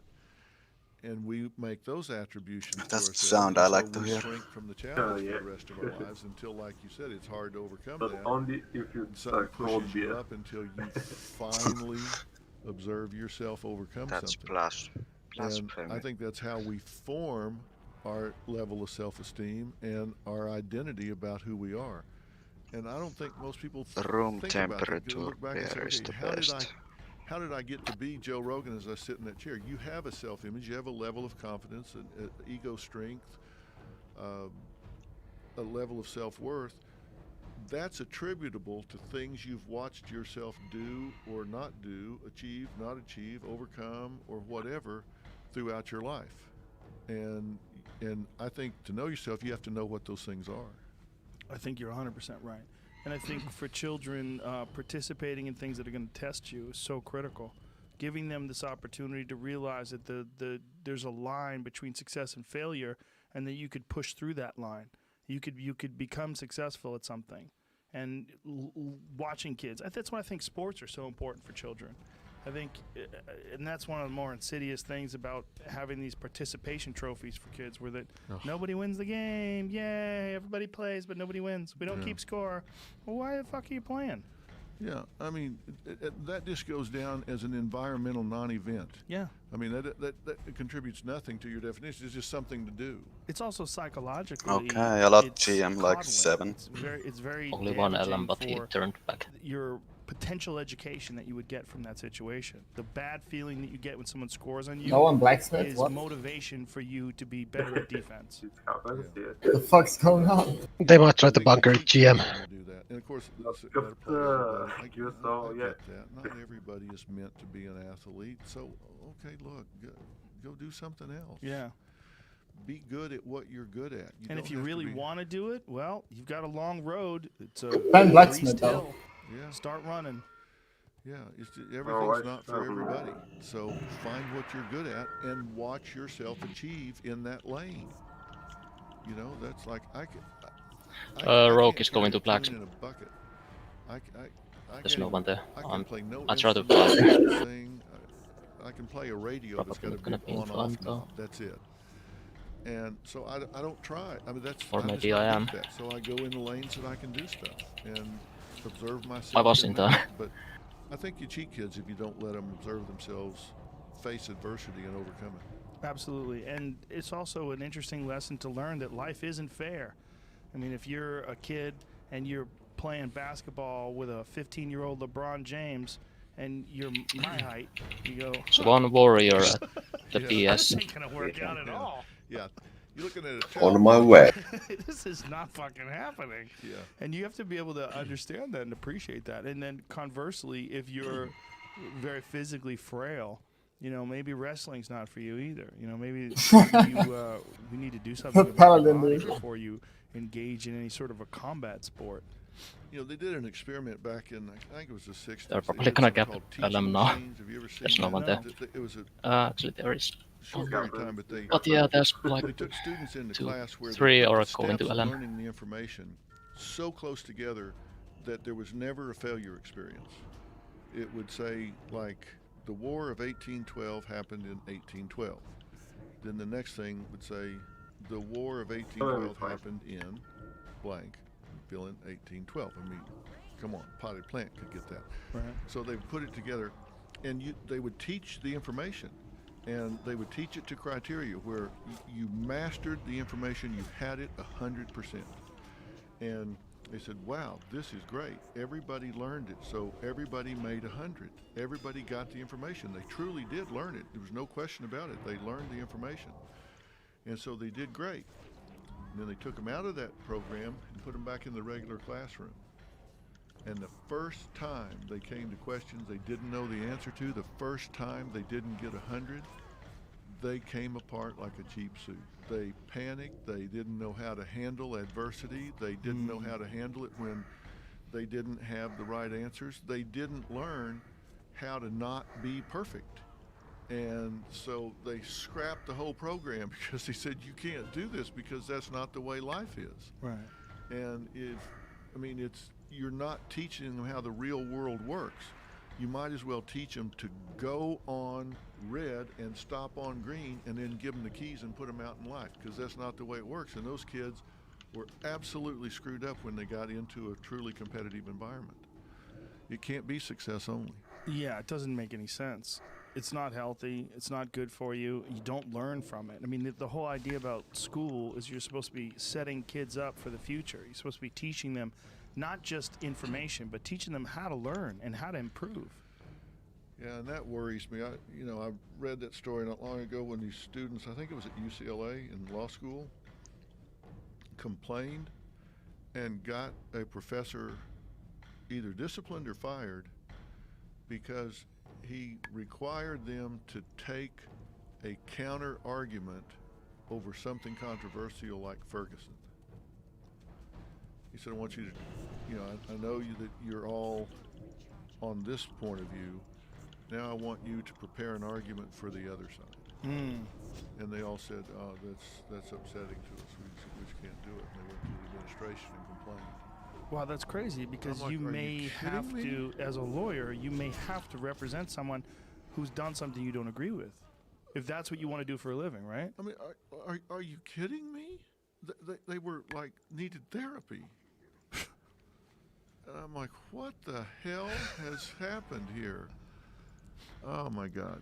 That is so crazy. Yeah, that's nuts. That's crazy. You know, yeah. Well, there's a movement going on in this country right now, the social justice movement, and it leans in that direction. That people don't want to look at things for how they are; they want to look at things for how they want them to be. Yeah, that just I just don't understand. You cannot legislate that everything is going to be equal for everybody, because everybody's not equal. I'm sorry, they're not equal. They may be equal in terms of their value as a human being. Yes. But they're not equal in math skills. They're not equal in how fast they run. They're not equal in creativity. They're not equal. Everybody has their own value, but that doesn't mean their marketable skills in an open society, in an open market, are going to be the same. No, it's ridiculous. I had a joke on one of my specials, 2 specials ago, about there was a story about a woman who was guarding the White House. She was the lone guard at one of the doors of the White House, and some crazy man broke in and knocked her to the ground and just ran through the White House, and he was running around inside the White House for like 3 minutes before they finally, some off-duty Secret Service agent tackled this guy. They saw, like, what the fuck is going on? This guy's running through the White House. Tackled this guy. And the joke was that people think that a woman can do everything a man can do. I go, a woman can do everything a man can do. Is that true? And some woman was in the crowd of the comedy store was like, yes. I go, well, that doesn't make any fucking sense. Here's why it doesn't make any sense. Because a man can't do everything a man can do. I go, look, I've met Shaquille O'Neal, and his dick is where my face is. And if the White House is experiencing a Shaq attack, I'm the wrong person to save the world, because he's just going to run right over me. I go, but if my wife and kid were guarding the White House, guess what? I'm getting in. Yeah. Okay? I love my family, but if it's between me and there's no way they're going to be able to stop me. I love them to death, but I'm a man and they're women. And if there's a woman guarding the White House, I don't care who she is. I'll fuck her up. It's not going to happen. This is crazy. But someone had this idea that they would put a woman in charge of a very physical job. You should have a giant man with a violent temper, and he should be armed, okay? Because this is the guy that's keeping bad people from the fucking president. Yeah. I don't understand. It just seems like you got to find your own lane. I mean, you don't want to put me in the NBA. Well, yeah, physical things in particular. Well, Yeah. then there's also mental things. Look, I suck at math. Okay, if everyone has a chance to work at CERN, right? Everyone has a chance to work at the Large Hadron Collider, including people that have no idea about physics. We're gonna have a real time making these equations work. Yeah. That's what I mean about finding your own lane. Yeah. Like you, I can't add 2 and 2 and get 5 every time. I'm just not good at math. But I'm good with words. I can talk, I can read fast, I can comprehend well, but I am not good with math. So I got myself into a lane where I talk for a living. I read, I talk. It's Yes. qualitative, not quantitative.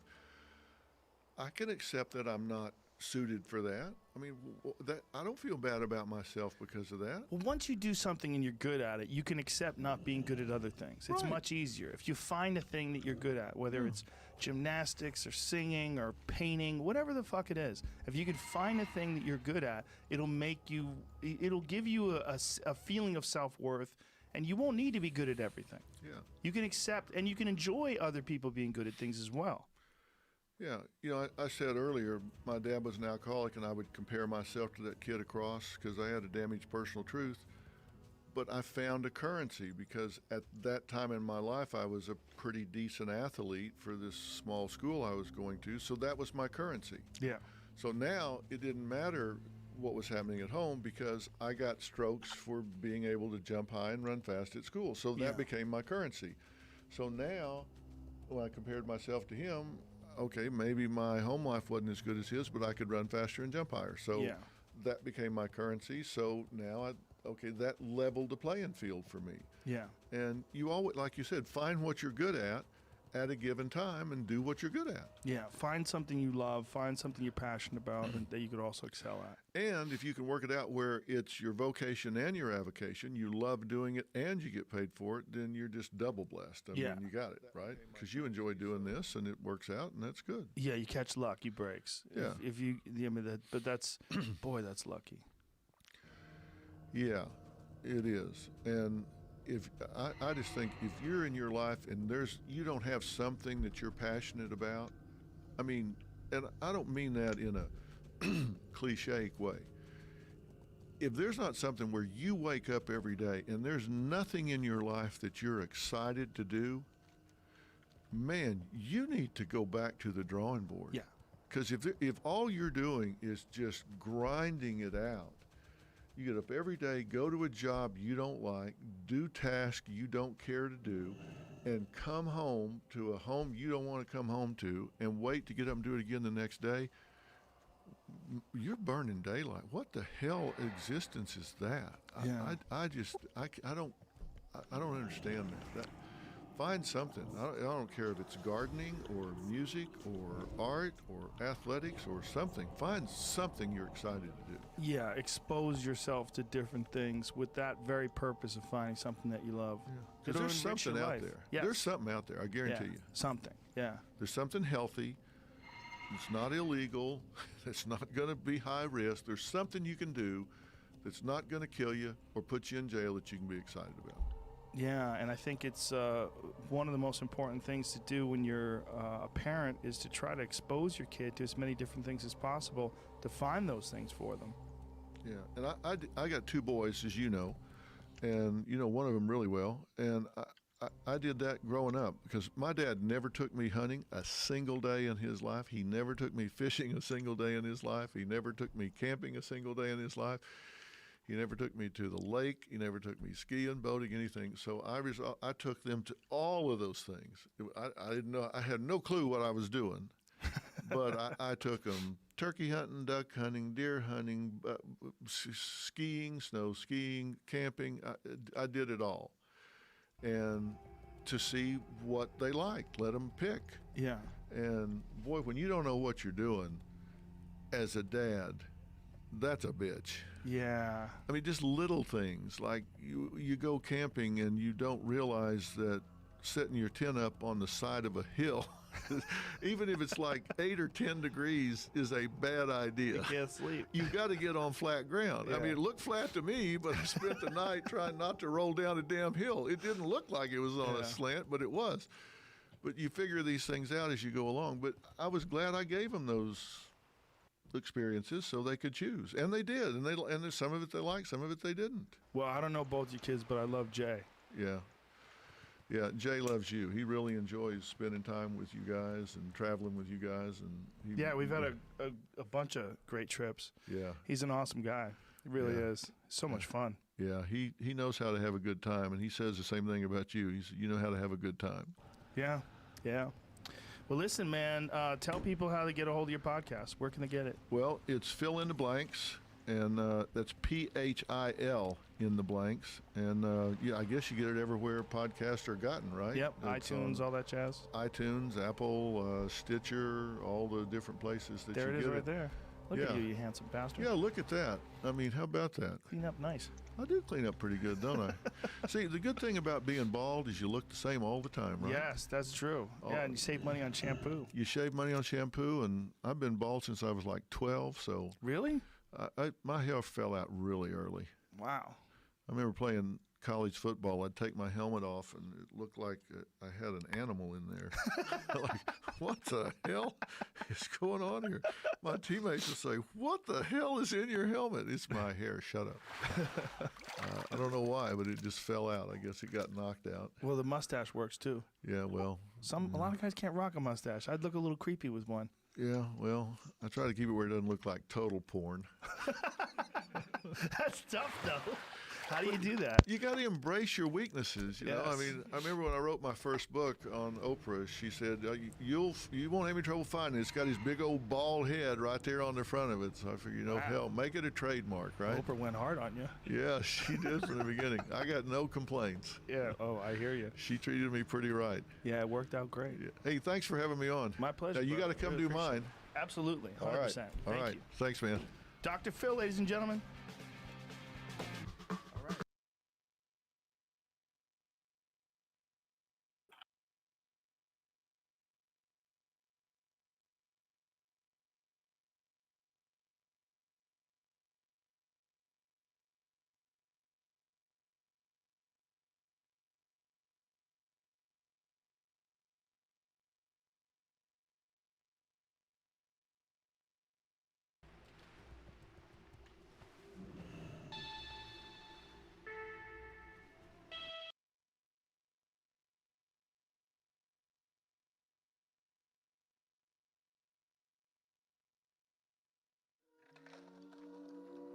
Du som mår bra av att hjälpa människor.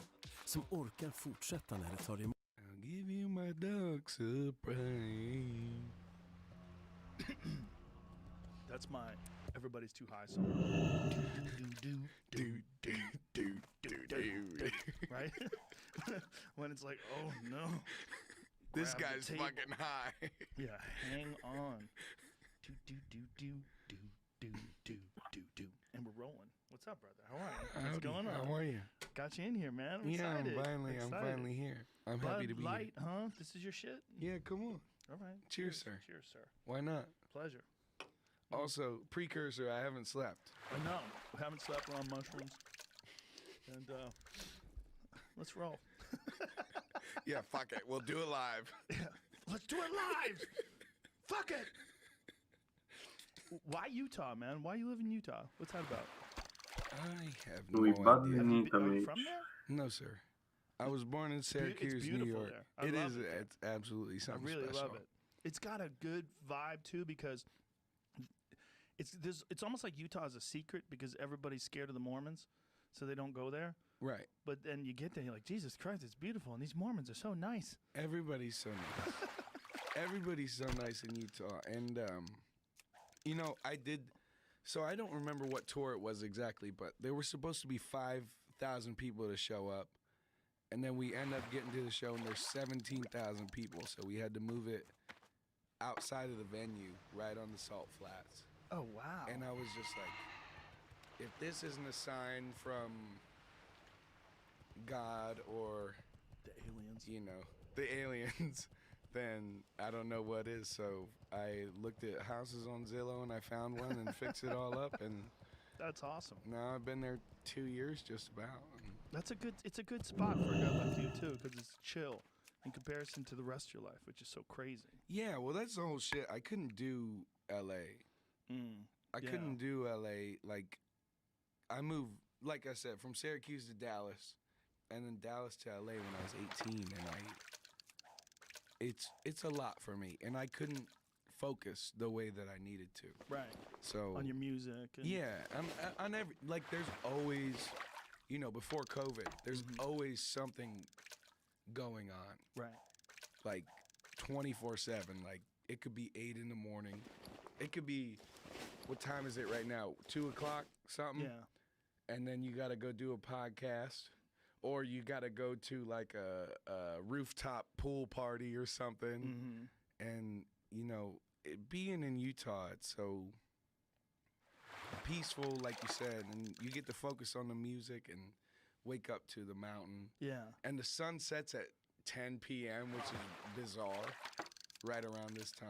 Yeah. And it's just nuts, you know? It is bizarre, right? Like now it's especially bizarre. Utah's always got a weird vibe, man. Like Zion National Park, you go out there to the rocks and shit. Skinwalker Ranch. I've been there. Have you? Yeah, nothing happened though. We went there for a TV show. We're like, come on, aliens. Where are you, you fucks? They weren't buying it. You don't know Tyler. Tyler. The alien. Oh, no. I don't Yeah, know that's my Tyler. dog. You were telling me you have an alien friend named Tyler. Yeah, his best friend's name is Ziggy. Did they visit you? You both let's go. No, they don't. They just visit me during the day. We just play beer pong. Damn. If you do the right drugs, you can meet the aliens. We were talking about that in the green room. If you do the right amount of mushrooms in a tank, get in a float tank, you can meet aliens. Well, that's 100%. whenever you're most vulnerable. Like you said, Yeah. most vulnerable, most susceptible to. Well, that's why I like weed. You know, we were talking about weed makes you vulnerable, and I think for someone like me, that's a good thing. To like think that way, to think.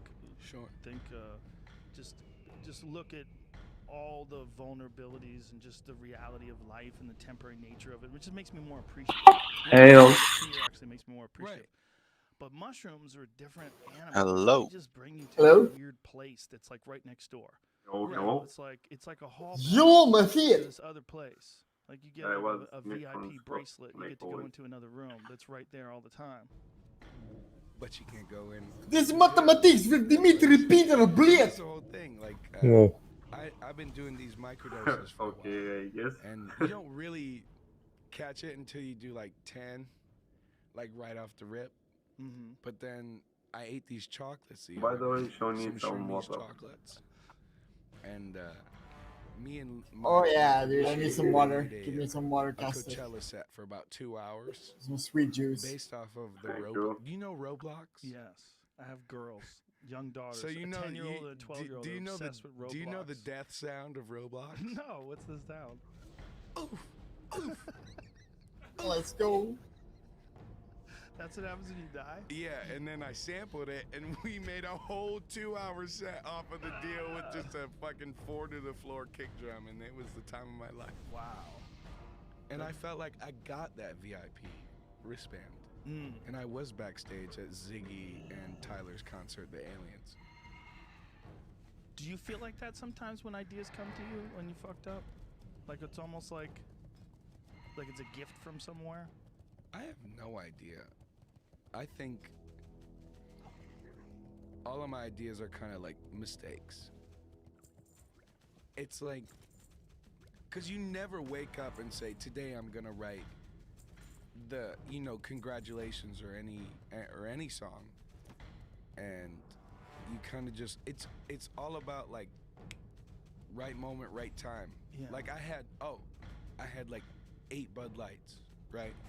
Hello, And then I hello. took just a tiny bit of shrooms, and then here it's like, Yo, 3 coming island. and then it just happens. yo, my feet. Yeah. Or 4. It's like, it is an accident. Make the It call. is just like a spur of the moment type deal to where you're like, let me sing this melody over this beat, or let me make this beat even, and it just kind of happened. I don't know. Well, that's the flow state, right? When you can get out of your own way, and you can let ideas come to you. Like I was talking with this dude. His name's Joe DeSena. He runs a Spartan race. He's a really smart guy, very interesting guy. He does a lot of stuff for kids. He's got all these kid programs these kids do. Another ice book, oh my god. Do it over a summer camp. It gets them better. But we were talking about it, and we were talking about being healthy and all the benefits of being healthy. Sure. And I was like, there's a lot to that, but there's also a lot to like the person who binges and creates something incredible. Like we were talking about. I think I Stephen got King's lumber books. mill. Like some of the ones he doesn't even remember Right. are the best ones because he was on coke and drinking a GM pod. case of Bud. Right. Like it just blasted out of his How head. much of chain lumber mill? smoking cigarettes, Oh, and he probably doesn't even help remember too. writing. I think it's Cujo. He doesn't even remember writing it. Like There's one Rosemary youth Half-Black. form. Read that book today, man. That is one of the Sure. best fucking horror My books dad's ever. the biggest Stephen King fan. Dude, Like, and then he's and- amazing. But I mean, at the end of the day, it's like to Grow each his over, own. no? Yeah. You know what I mean? I Right. mean, whatever gets you through the night. No, some people can definitely do it straight, and you know, I've definitely had ideas. 3 guys, sell him. Any influence of anything before. Right. But I Shall we feel go like mine? sometimes things come to you when GM when fine. you're like a little high at least, Okay. Right. a little drunk, and you're like, I don't know if I would have ever thought about this without Right. the weed. It's Well, like they just come out of nowhere. That's what, and that's the whole thing too. Like drinking rosé or drinking, you know, Bud Light, and then a little bit of just something else. Yeah. Whether it be, you know, smoking a little bit of a J, because I'm an anxious person. I told you before, you're not an anxious person. But, Not really. But I used to smoke a lot. But There's now the not chain so lightning, much. bitch! Smoke, watch a funny movie, and then shit. But it's that stroke. When chain lightning doesn't crit, it so feels if bad, I man. was nothing in my blood right I now. feel just good blood. at that moment. No booze. There are no plenty at PS. anything. They're capping it. Would I How have much thought you of that? critting with chain And lightning? that's the whole different deal. It's Like 1400, It's wild. maybe. I think a pot the way I think Wasn't in time to spin. My gear's not is, there. when Go you're get wakeboarding fast. and you're on that wave, I don't wakeboard, but when I watch people do I it, don't wakeboard either. it looks awesome, right? When they're on that and they're catching those waves, but then when they wipe out, man, they go down hard. And Sure. that's like weed. It's like you're not gonna stay on that board forever. If you get really fucked up, that There's board's 5 gonna of them flip at over and you're Whenever gonna you farm. hit that big The ass stables trick, and you do the behind the back double spin. That's the stroke of genius, and Yeah. that's what I think that. There's a lot there's of a certain going either magic gold that mine or goes into blacksmith. making a record, or you know, if you're a painter, a painting, or if you're Let's a start dancer, group a for, fucking cool dance move. I think they're all related in some way. Yeah, there's something there that One just mate kicks going off, gold and you mine. can't control it, and you can't Yeah. say when it's gonna happen, but it just happens. Whatever that is that Sure. makes humans so interesting. There is a lot things at that GM. we're gonna God, enjoy. gold mine. But that's what it is. It's like there's a weird One frequency paladin of farm. humans creating things that they know other people are going to enjoy. And if you can just get lost in the beauty Uh, of just priest creating and- something Cap and get it. out of your own Priest and way, hunter come in gold these mine. ideas Warrior come coming to you. blacksmith. But if you get in your own way, you have less bandwidth for the ideas. And when they come to you, it feels like they aren't even yours. Like it's like you're interacting with something. It's like these ideas just like if you have an idea for like if I have an idea for a new bit or something like that, sometimes they just come from nowhere. Yeah. Like where did that come from? Yeah. What is this? Yeah. What is where are premises from? What's an idea from? It's like You shall need creativity more comes people from at gold the mine. weirdest part of your brain that no one knows how to. I mean, you could have breathing exercises. You could do all sorts of things to try to stimulate it. Right. But the reality is you can't even measure it. No. You don't know when it's up, when it's down. You just know what you're doing. If you're making some cool shit. Yeah. Well, and it's that's so bizarre. Like to think about, like you said, it's just really humans creating something that other humans fuck with. Yeah. That's exactly what it is. It makes you feel good. That's the most.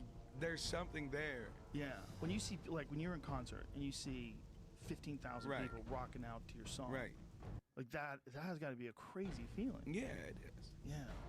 Well, whenever you're on the podcast, everybody's seeing you. Whenever you're kicking somebody in the face, everybody's watching. There's a feeling there, and it's Delete just like, it. oh, I realize finally I'm not actually just one person. Yeah. As like Go to stables now. mithril Shall as we it spawn or no, sounds, by the way? I'm with everybody. One paladin coming, Golem. Okay. In one moment in time, I can come to help. everybody is there doing the same thing with the same energy, the same good intention. Yes. It's fucking magical, you know. It's When weird. you that Yeah, paladin that's start what move you're doing, to right? stable. You're tapping into some magic. I'm trying. But that's what it is. If you think about what kind of alchemy is involved in making the right sounds to make Sure. people feel different. Sure. Because with a great song, man, you're giving a person a drug. You know, there's a dopamine rush. You get goosebumps. A great song. More coming to LM. Like Yeah, when you're doing like that, man, two, you're hitting that maybe? audience. No, it's only one 50,000 warlock. people, and they're all And he turns back. vibing on this thing that you've created. Like that's kind of magic. It's fucking magic, and that's the Gonna die now. coolest thing. I Because if you mean, didn't know it existed, you would never believe someone could do it. You're like, what are you talking about? If there was no music at all, imagine a world with no music, Right. just animals. Right. They never figured out how to make melodies and bars and songs that you write down. Right. We were just animals.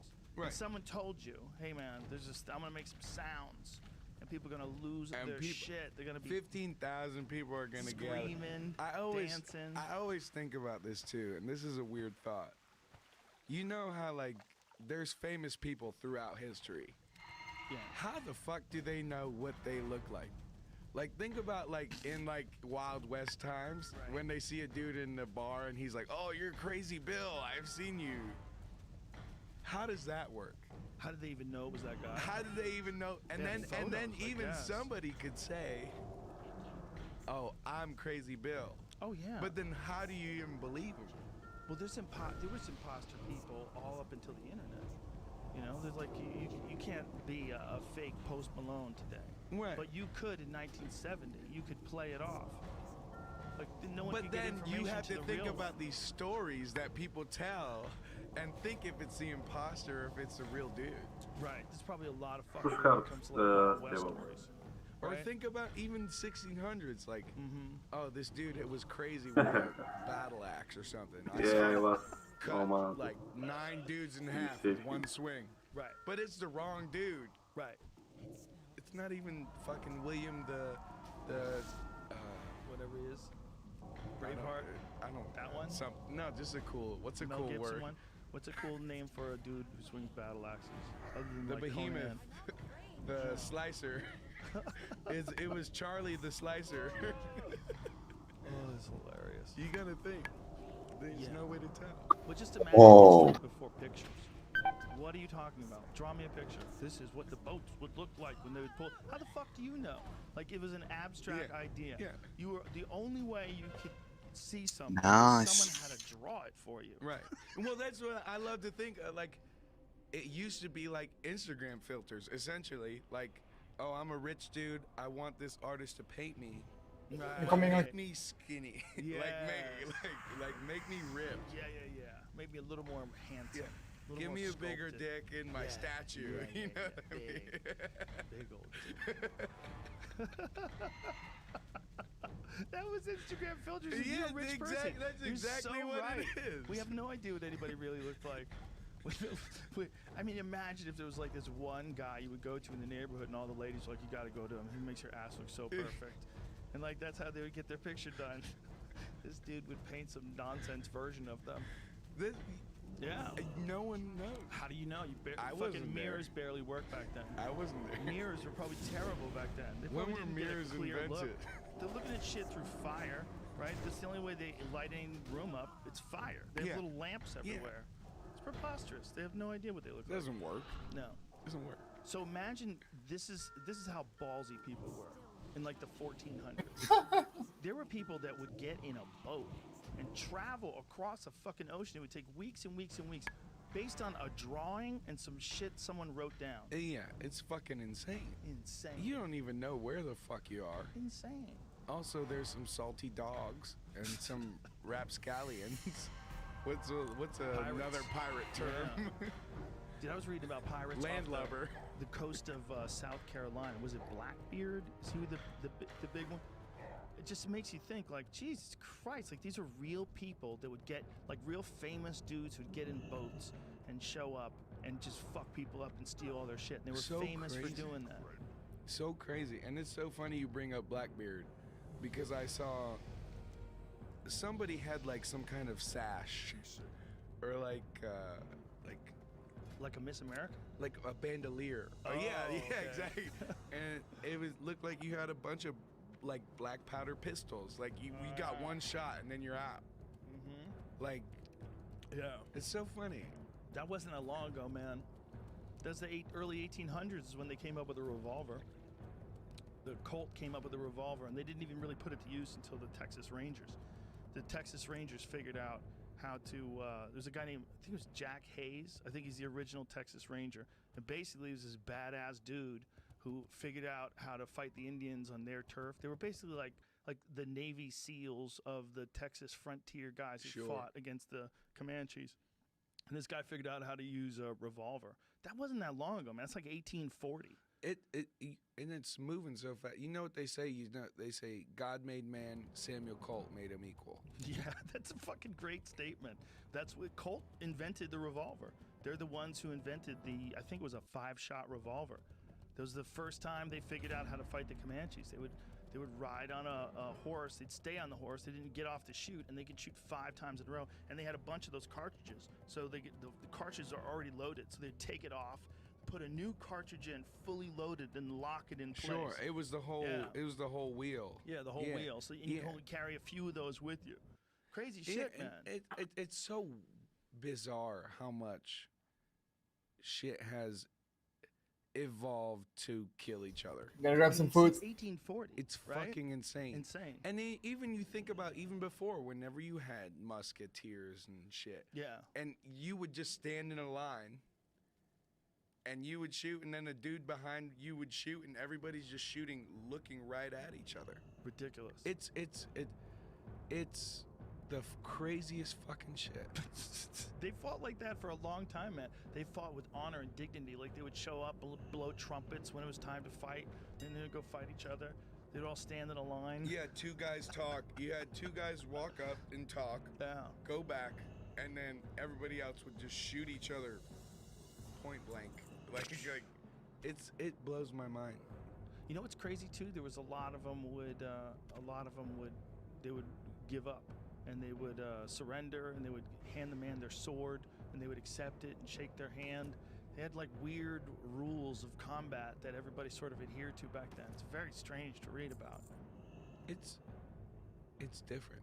It's different as fuck, and it's not that long ago. That's what's crazy. It's like the best you could do is shoot someone with a musket or a cannon. Right. Just a couple hundred years ago. Right. That's manageable. It's nuclear weapons aren't manageable. Now it's like one nuclear bomb will ruin your whole day. Yeah.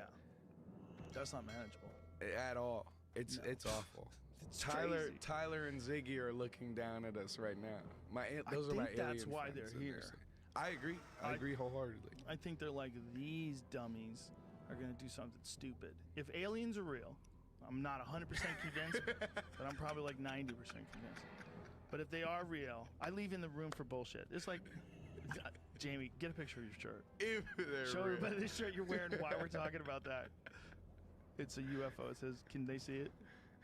Believe that. That's a dope shirt. Exactly. That's a saucer, if I've ever seen one. I think if they're here, they're not gonna let us. That's what I think. Well, that's what I think. They're gonna swoop in and go, hey. Well, that's fuck. I'm 25, right? I can't speak on anything, but just looking from past experience, and there's like drawings, like Right. even in the Mona Lisa, there's a weird thing or whatever in the It looks like a background flying and shit. saucer. But there's a spike. It's a spike in because it's getting pretty weird here. The spike, they think, it's hard to tell because sometimes when people talk about UFOs, a bunch of other people hallucinate or lie. Like there's a lot of that. Right. So every time there's a real legit UFO, Right. you get a bunch of nut cases who just want to tell crazy shit Right. about being taken. And I aboard seen one. spaceships. I mean, you've seen I a never. UFO? Yeah. What'd you I- see? What'd it look like? I was probably 16. I was in upstate New York, and it would just stay there. So let me precursor this. My aunt and uncle were very strict, and we had to go to bed at a very strict deadline, probably 10 p.m. And I was looking out the window with my cousin, and it's just a light that just stays there and then just fucking goes off. I mean, it just, you can't explain it. Well, if you're 17 at the time? 16. 16? How Probably. how strong is this memory when you're like looking at it, when you're trying to remember it? Medium. Medium? Yeah. Yeah. But I for mean, there's sure- something there. For sure something took off and did something that didn't make sense to you? For sure. And then in Utah, I mean, there's shit happens all the time. I mean, even here in LA, I can't tell you how many times, because I used to live in Tarzana. So there was like a balcony here, and it looked kind of like, it sounds corny, but like a classic like force field. Whenever you think of a force field, and it just kind of goes like this, and it's kind of like a dome in a circular shape, and it just goes like this and goes back in. Whoa. In Tarzana, looking down at the fucking city, and I'm like, how did no one else see this? They might have. But I was there with like fucking 4 other people, and they saw it too. The thing about unique events is if a unique event happens and it never happens again, it's hard to remember. It's hard to be sure what you saw. It's hard, but if aliens are visiting us, like how often are they doing it? Like unique events would probably be what it would be. Right. It'd be like occasionally, Right. once every 6 months, someone sees one somewhere. But they're here all the time. They probably just know how to evade detection. I mean, it just, if something can travel here from another planet, it's going to be able to know when they're being watched and when they're not being watched. That's not going to be hard. That's why you gotta wonder if it's like intentional. I think there's enough talk about it now that we're probably going to find out what it is in our lifetime. I never would think that before. I think the government withheld information for whatever reason. Maybe they think people are scared. Maybe they think it's a threat to the national security, to have a bunch of people worried that aliens are flying around us all the time. There's nothing we can do about it. Maybe they had a conversation and they thought maybe it'd be better to keep people in the quiet or keep them in the dark so that they don't freak out, because there's nothing we can do about it anyway. If we just tell them that there's aliens that are visiting us all the time, that's not going to be good. They're not going to pay attention to taxes and mortgage rates and the stock market. They're going to care about holy uranium fuck. and there's shit aliens. like that. They're around us all the time. Yeah. They're going to be, people are going to freak out. So I think like little drops of like this, the recent one they said, where they what did the Pentagon just say? Literally like they 2 said fucking days ago. They've recovered crafts that are not from this world, not made on Earth. Not made on Earth. Yeah, not made on Earth. Yeah. They're basically saying we don't know what the fuck it is, but we didn't make it. That's bananas. And I think that's going to lead to more and more information coming out about it, where we're going to try to get a sense of understanding, like how long have they known this? You know, how much of like all that Roswell, New Mexico shit was true. Like tell us what was going on. And backtracking, you got to wonder if like, oh, we've been hiding this the whole time, or this is the first time for real that we don't know. This is what I like to think. I like to think that the people that are in charge at the Pentagon are patriots, and they realize it's probably better, especially when you're dealing with the United States. It's in this kind of turmoil that they're in right now. It's crazy, between racial turmoil and turmoil with the police and turmoil with people protesting in cities and blocking traffic. There's so much crazy turmoil. They'd be like, no one's even going to notice now. Just let it, say it now. Just say, yeah, we got UFOs. Like, everything is so crazy. The news cycle of any crazy story like this is only a few days, and then people forget. Well, or it's just people already know, and it's just normalization.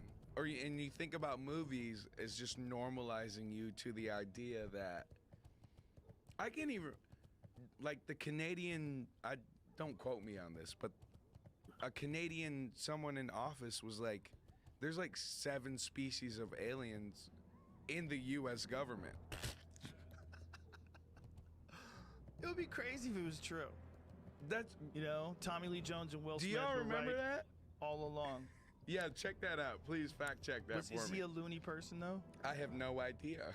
See, people can get elected and still be crazy. That's a problem. For certain. That's a problem. You know, just because, like, when you hear about someone having like a really high-profile job, and they say something crazy, it doesn't mean they're not crazy. Just because they're the prime minister of some fucking country, they could be out of their mind. What do we got? Something close to that. How close? Canada's former defense minister claims that aliens are real. Apparently, there is a humanoid-esque race of aliens called the Tall Whites living among us. Huh. It's Adam Curry. What publication is It's Adam this? Curry. Is this Vice? Adam Curry's Vice. the There's a few other places. Well, there's a few. he So did- it's like a real deal. He definitely said it. It seems like. Come on. That's crazy shit. Yeah, that is crazy shit. The thing is that guy nuts? Like, what else does he believe in? You know, how does he feel about ghosts, right? Do you believe in ghosts? How often I don't not believe. I don't not believe in ghosts. I've never experienced a ghost. Ghosts are real. But I can't explain it. They might be. They might be real. But I don't know if it's a ghost. Here's the thing about ghosts. There's so many stories of them. Right. There's so many. Right. Now, is it because people are just scared and their fucking senses are on heightened alert and they see things that aren't really there? That could be it.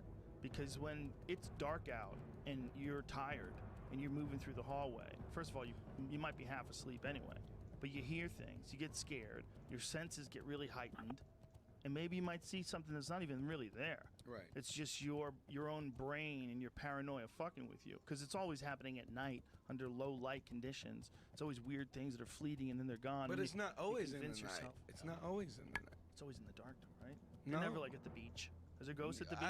There might be ghosts at the beach. That's It why I depends think on they're what bullshit. beach you're at. There's no ghosts at the beach. But if you were no, fucking but just your chilling, your house is just as haunted in the day as it is at night. But why not the beach? Listen, the beach at night is scary. The beach during the day, not scary at all. If you're a girl and you're walking on the beach at night, that's a fucking dangerous place to be, right? There's a lot of psychos out there and serial killers and creeps and rapists. You're just walking on that beach by yourself. That's scary at night. Right. But in the day, it's awesome. In the day, you're just walking on the beach. It's like, I'm not a yay, beach it's guy shiny. anyways. I'm a mountain guy. There might be some more creepy guys in the mountains. That's another one. But they're more Everything's sparse. Scary. Everything's scary in the woods. But I'm saying, your house is just as this building is just as haunted in the daytime as it is at nighttime. I don't think this one's haunted. I've been here at night. See? Here's an argument for something being haunted. The Okay. comedy store in Hollywood. Because it used to be Ciro's nightclub. It used to be owned by Bugsy Siegel. And apparently, the word is they killed a bunch of fucking people there. Right. And almost everyone that I know that works there, everyone who's managed it, works there a long time, they have some weird shit happen to them. Weird Q-bopped. shit. Like they see someone in the kitchen and they go to say something to them, they turn around, and then they turn back again, the person's gone. Right. Q-bopped as well. Shit. Right. Like old friends you haven't seen in forever wandering through the hallway and they go up the stairs and then you can't find them. There's like a bunch of stories like that. Now, granted, there's a lot of people. Hey guys, I am here. Right. That has to be factored in. Right. But there's so many stories worldwide of ghosts. I don't think it's impossible to. I think it's possible that things leave a memory. Right? Like maybe if you hate someone so much, like you leave a memory on the space. Like That's a stone tape theory. Yeah. The what? Stone tape? Yeah. Stone tape? Yeah. What is that? That the energy of a life is like left on material shit, like the bricks on the wall. Yeah. Or the curtain here. Right. You know, and that's like, I don't know if that's a stone tape theory. Don't quote me on. Don't quote me on that. Can you look up the Can you look up the stone tape theory for me? Stone tape. But it's because I'm friends with Zach Bagans from Ghost Adventures, right? Oh. And it's like, did he ever take you to a haunted house? We did a whole episode. You should check it Did you out. get scared? It's terrifying. It's terrifying, man. And in his museum, so apparently there's a thing called the Dybbuk box, which is one of the most haunted items in the world, apparently. And he wanted Lot so of we mate. took the glass case off of the Dybbuk box, which is in his museum in Vegas. And he thought it was a sick ass idea to put the ashes of a lady who died while she was possessed on top. Whoa. And then my plane almost crashed. I was in a car accident. My house got robbed and I had bite marks on my arm. And he hit the wall like I've never seen someone in fear so hard as whenever he touched it. And it's I don't know if it's someone who's dead or if it's a demon or if it's fucking something dimensional. Yes, push them. It's something there that Push it. bump in the night. 2 at Elm. Stone tape theory, what is that? Here it is. Haunted rocks, the stone tape theory. The stone tape theory is frequently used as a sciencey sounding quasi I'm at 3 now. to explain hauntings. Okay, Amateur well that's paranormal fine. investigators That's use fine. the I'm 2 for idea 2? to Am I account 2 for for the 2? appearances of images, sound, and apparitions that do not interact directly with people. Instead, they play out like a movie or recording. Right. This is the most commonly termed residual haunting. See, this is what I was saying. Like 2 for 2, by the way, ladies and gentlemen. Congratulations, nailed it. When you think about like an alien sighting, like if you saw an alien and you never saw one again for the rest of your life, right. It would fuck with your memory, even if the alien was real. If a saucer emerged in front of you and then took off, that's the same thing with a ghost. Like if you saw a fucking ghost, if you walked into your basement to go get a screw for something, and you turned and you saw an apparition of a woman who's like staring you down. Got farm guy. Oh no, wait. 2 coming more to Elm. Goes to adopts kids.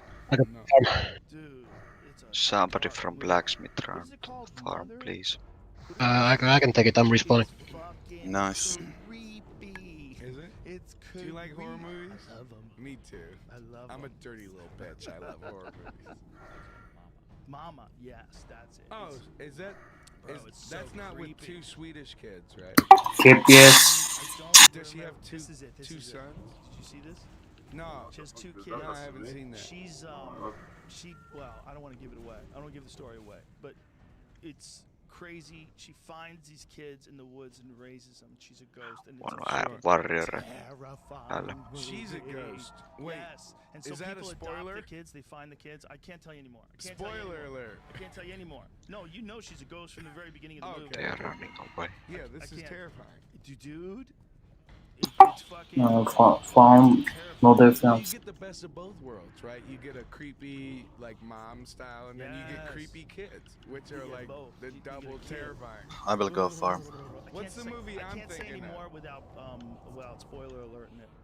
There's a, I think it may be No, called. leave farm for now. The big So it's common. 2 kids. They look up for GM. They're going GM. We're going Is it the to vampire movie? No, There's a We need help at Elm. vampire movie, a foreign vampire movie. Watch Is it Elm. Let the Right One In, I think it is. Or is that the American version of it? Let the Right One In is a scary movie. That's a scary movie, right? That's a vampire movie about vampire kids, right? Yeah. Yeah. See, the thing about a ghost. They're gonna probably is if cap you Elm saw now. one, and it was if they're just real every now and then. You saw one, and it was right in front of you. You're in the woods. You're going to walk your dog, and you see some old man with no legs floating. 5 incoming blacksmith. There is a mage and a paladin probably at the Elm. GM is good. Go. Did you see something good? Yeah. I missed it. Okay, guys, spread from GM. Check that motherfucker. Some go at yes, But you see him in the woods. Yeah. some go Please. LM. Oh, yeah. If you saw some apparition in the woods, and then you never saw it again for the rest of your life, it doesn't mean it wasn't real. Right. It just means it's really rare that happens. Like that's a thing about a unique event. Like imagine if you're an ant, your whole If fucking BS life, is all safe, you've ever known go. is this BS is not everybody's chilling, working Okay. every day, chopping up leaves, How much is going out and that? getting Yes. popcorn, Oh. whatever shit it finds, and then You'll one find day that. some person comes Yep. along. 3 healers, so it's gonna take a while at least. Fuck out of that anthill. Till that moment, all that thing has ever known was that Oh. that anthill. Never even knew that it was possible for something to, because it's Yeah. been alive for a couple of weeks. During that couple of weeks, no one's ever stomped on the anthill. But then it happens, and then you realize that there's no pattern to these things. Anything can happen. When finish Like, at if you're yes, a person, aliens can don't remember. can land on the White House lawn tomorrow and take over the world, and there's nothing we can do about it. Like that could be our new normal. Okay, fuck masks. The new Just normal is there's okay. alien spaceships that hover over every city, and they tell you So what one to more do. new shall You have be. to work for them now, forever. To the ant argument, we're smarter than ants. Yes, we are, but we're, in comparison, probably dumber than aliens are. Like we're dumber in comparison to aliens. 3 guys coming LM. I need help LM. Well, that's right. Let's not be greedy. All these Farm. Yeah, I need farm. Farm. spitballing here. Farm. GM. Spread around these 3 bases so far. Leaking content gone mine. Documented throughout history. Just defend it for now. hey, I just made a fire. This is dope. Right? Fire is cool. But what the fuck is that? That has to be God. Like, man has always looked up Let's try to for get answers. It's true. gold mine back again. And so that's Farm is okay. why it's a scary thing. Because do they want to hurt us or did we come from them? Alam, only I one. don't think it's impossible. I Visible. don't think it's impossible that we're a product of genetic manipulation. I don't know if we are. I know we're definitely primates. We're just playthings, maybe. We just look so different than every other monkey. All the other monkeys are covered in hair. This is as More weird or as less, monkey. You know who knows how to use electronics? People which think at gold mine go Do you LM. know the Anunnaki? Yes. Alam got new spawn. A lot of people are at gold mine. If Lou was here, I got a great friend, Lou. Shout out to Lou. He would talk your ear off about this whole deal. About this to an It's actual farmly ready to Bradley defend Garrett. because already Yeah, show the gold. Nephilim or the Anunnaki from the planet Nibiru, all that Zacharias Hitchin stuff. You ever read Dude, those your books? in-game sounds are so fucking high, I can't hear what you are talking about. That he was saying What? in like Yeah, the indeed. 1970s, where he was deciphering these texts, and one of the things that he said is, Do you hear this me is the now? craziest one of all. Yes. Humans were genetically engineered from so lower we have to be primates, closer. and they were used to harvest gold. So And that the Anunnaki needed gold because gold is very try plentiful fast to here get your ME, and very okay? hard to find, very And rare spread on their around planet. this tree. 3 guys coming farm. I'm in 4. That's why people love gold so Go, much. go. If you think about like the use Or of going to farm, at gold least. isn't even remotely. It's unless you're making Go defend electronics. farm. Like gold's not the best metal. Like why is it so valuable? Because it's pretty. Well, it's not even the prettiest shit. Like rubies are prettier than gold. Emeralds are prettier than gold. Why is gold so goddamn expensive? But where does diamonds fit in? More going to PS3, coming to PS. Yeah, that's what. It's like one movie. She had a diamond and then But what popped off. Actually, finish what 4. I'm saying, 'cause this is where it gets weird. They said that they needed it to hang in their atmosphere to protect them from the sun because they were losing their atmosphere. Well, we're losing our atmosphere. And one of the things that scientists have suggested is hanging reflective particles above the Earth, like putting them in orbit, all like a reflective dust in orbit, so that it would mute out some of the effects of the sun. So what they suggested, what he was saying in 1978 is what they suggested in like 2018. Okay. Right. So when they're talking about how to fix some of the Split global around warming this issues, thing, they base. were literally saying some of the stuff that was in this book that he was Some reading. guys go He's to deciphering lumber mill these and ancient Sumerian some texts stay at farm. 6,000 years ago. No shit. Incoming lumber mill. I was I about don't know to if his ask, interpretations where are did he right, though. get it It's from? horrified. He is just a guy who's a 5-4? linguist who studies Or these going to lumber ancient mill. languages Sure. and reinterprets them, but it's very highly in dispute. That's the problem. Like you or I, we're not going to figure it out. We're not going to know who's right. It's Right. too complicated. Right. But there's Now a website there is called even more coming. sitchiniswrong.com, and if you go there, it refutes all of his. I think don't pretty know much who's all right of or them who's are wrong, going but to it's LM. interesting to see the argument. But again, whatever Praegu the fuck me was going jes on LM. back then, 6,000 years ago, Right. whatever was going on, they were writing about some wacky shit. Right, man. right. You know, they were. And is that the Yeah. shrooms or is that Is it contact? real? Yeah. You know, is that's Yes, incoming kullanmadı. could have easily been contacted by some other life form that's similar to us, but that's a million years advanced. We Right. could have been contacted Yes, throughout for history. Yeah. Up until 1860, whatever the fuck it was, all you would have is a drawing and a story. Well, Imagine that. How? Famous people. Who the fuck knows? But now, if you look at the last 200 years, it has accelerated like a motherfucker. And there's so much. Need more people at yes. 200 They are years there, ago, just don't put. people would look at the Bronco or anything like that and be like, what the fuck? Yeah, what is that? It happened so quick. It's happening so quick right now. I mean, that SpaceX thing, they've already figured out how to get something to fly into the sky and then bring it back and land it. It's insane. Yeah. We are in a weird. At least fucking 2 guys time. farm. The aliens No come 3. right now, It's More coming. Coming. about it. No one's been able to work for 6 months. Yeah, I right? feel Not like now because everybody's. we shall Free have at a farm. real fight too. Capping farm. Everyone's terrified. Are you gonna Farm say needs hi? help. Or are you To the gonna, aliens? Are you gonna grab your bow? Oh, I'm gonna say hi for sure. I'm not stupid. You come here from not kicking anybody's disintegration. Ram incoming one. Yeah, I'm coming one paladin. Tell me what's up. I can do Alan. Tell me what's actually. I want to have an alien on the podcast. Can you imagine? I could call Imagine Tyler up. 3 foot tall, 40-pound dude with a giant bulbous head and like antenna-like fingers, and he's explaining how they traverse space. No and time. shit. Obvious. Can you imagine?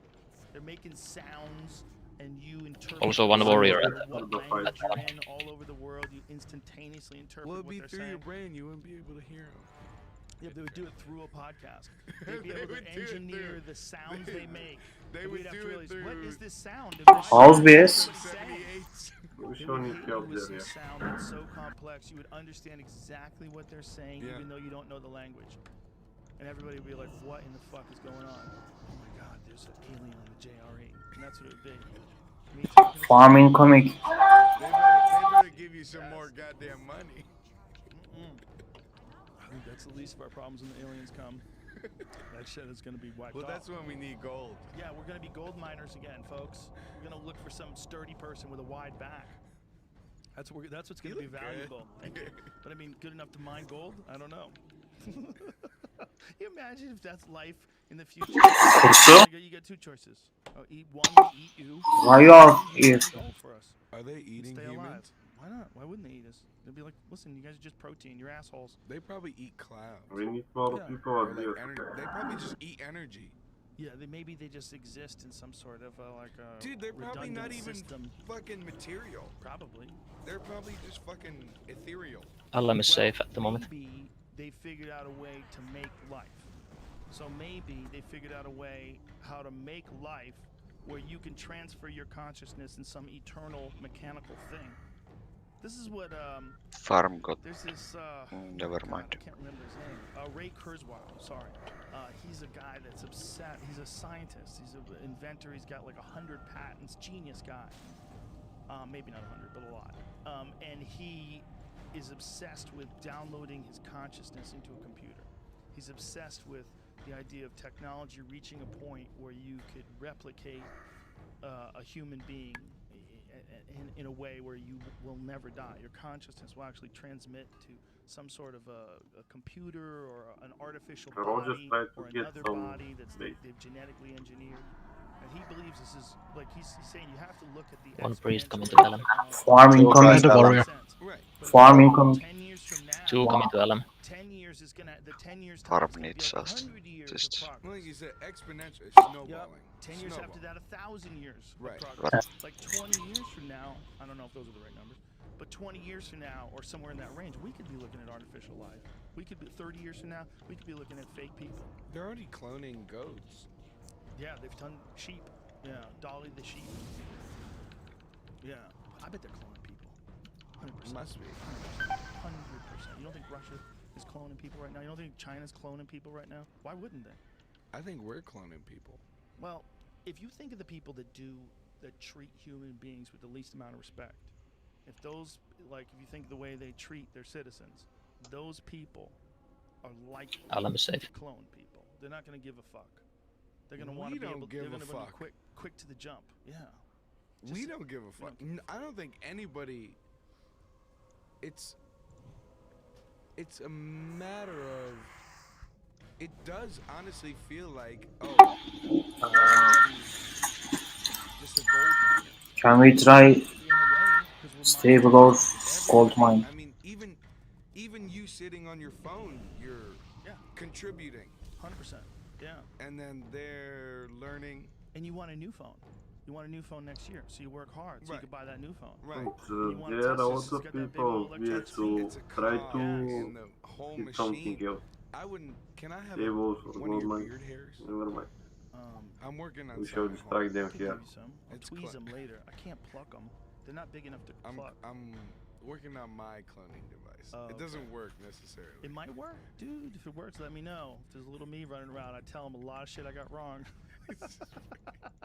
Kicking Gonna get everybody. stables. They're like, dude, you gotta calm down. Great. Calm down, son. One warrior at So, like, farm. I think genetic engineering, they've already definitely 15 done that. seconds They till figured the out rest. how to, Yeah. I think it was China that did some sort of CRISPR experiment on people's DNA that figured out how to make them immune from AIDS, but also simultaneously made them smarter. So made them immune to HIV. I'm pretty sure that's what it was. What's a CRISPR? CRISPR is some gene editing tool. I don't know what it's an acronym, right? I don't know what it stands for, but it's House farm. It's a new gene editing tool. There's two people, but discovered it's over the safe. last few years. They understand genes better because I believe because of bacteria. I'm sure I'm fucking this up, but they figured out how to make a tool that allows you to edit genes. Here it is: clustered, regularly interspaced, short palindromic repeats. That's CRISPR. That's what it stands for. It's a family of DNA sequences found in the genomes of prokaryote organisms such as bacteria and How much at gold mine? archaea. These sequences are derived Hello, from hello. DNA fragments of bacteriophage. Looks like two guys. This is great. How do you say that? Bacteriophages. Phages that had previously infected the prokaryote. Oh boy. So I know exactly what you're talking about. Let me try. So this gene editing tool, whatever the fuck that means. What the fuck? What is this tool? They can edit genes, and they're in the process. With a computer? It'll show you right The now. stables is fine. Just going out. It's like, I don't understand the process, but I know that they have a process. I don't know what it's saying. It's Is saying, this in like, a computer? Like, read that. What is that saying? The Cas9 protein forms a complex with the guide RNA. Farm fight its flag. Attaches to a matching. They're coming behind. DNA sequence adjacent to a spacer yellow Yes, segment. move to the farm. Yeah, what am I saying? Okay. No, that's a yellow segment. Believe You know what that I'm saying? which fight. I do, but do you know what I'm saying? Like, I'm reading this and I don't know what the fuck I'm saying while I'm that's what- saying. It's too complicated for a moron like me. It's too complicated. I want to know what the tool is. Is it like a wrench or is it like a fucking computer? I don't know what the fuck it is. It's probably a computer. Oh, it's a fork. Yeah, dude, that's the dude right there. It's just the guy. It's just a robot hand. It's a dude with tweezers and a fucking hot dog. It leaves a lot of room for error. I wonder like what other countries are doing, what kind of crazy shit they're trying. If they're trying to create new humans, superhumans. They're gonna do it. Someone's gonna do it. Either it's gonna be us or it's gonna be them. Someone is gonna create superhumans. I'm not saying it's a good idea. One I'm mage just to looking at stables. The laws of improvement. I don't think that's a real thing. But if it was, the laws of improvement would state that if something's possible, someone's gonna make it happen. When we detonated 2 nuclear bombs, we could have just one was everybody got the point, right? Yeah. Why they do it twice?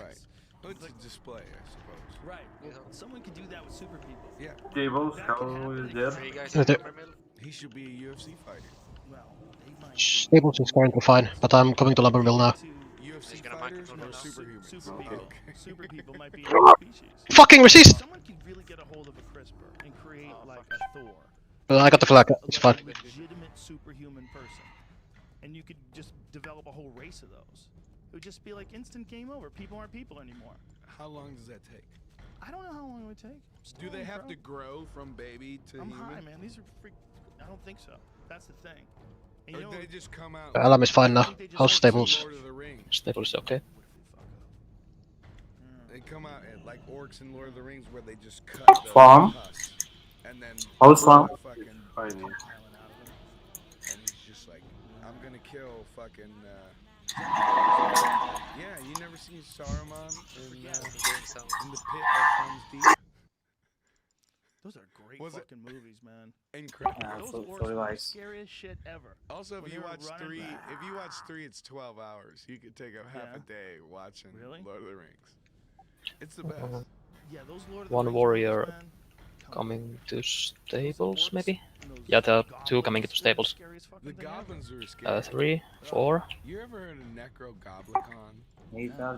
It's like a metal Stable, band, stable. but the lead singer is a goblin. Yeah, private stables. It's incredible.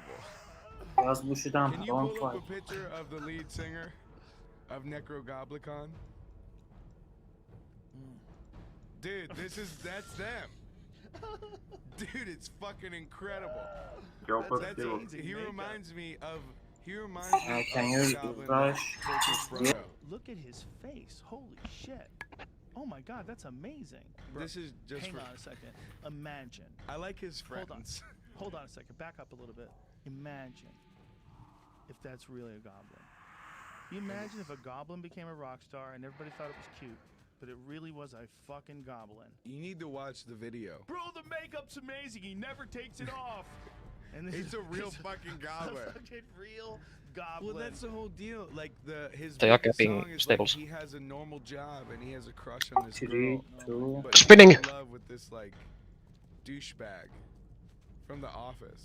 Oh my god, is he blowing powder on people? What is happening here?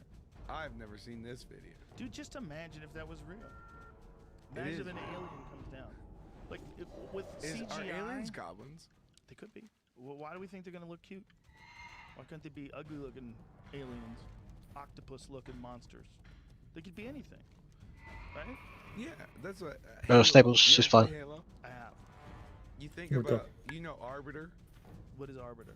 He's One of the characters? Nah, he's like I the played alien, Halo, like, the 2 alien times guys. ever. So they have fingers like this, and that's why Oh, all this their is guns the are black like and this, white right? madness. Okay. But who's to say that aliens don't control their guns with like their booty hole or something weird? Why does it have to be with their hands? Aliens can control their guns with whatever. I kept gold mine, but they I'm have. about to die. Aliens are weird. Well, I think the real thing with The respawn will handle it. how are they manipulating matter to make Can you send 1 gold mine? Or do they even need to? Do they need to? Right. Can they do things with their mind that we can't imagine? Right? Yeah. Is it possible to if it's possible to make noise and you can hear noise, what is that? It's just some invisible shit flying through the air. I'm saying it to you, you understand what I'm saying? Just flies through the air and hits you. Why do we think that that's the only thing that's possible?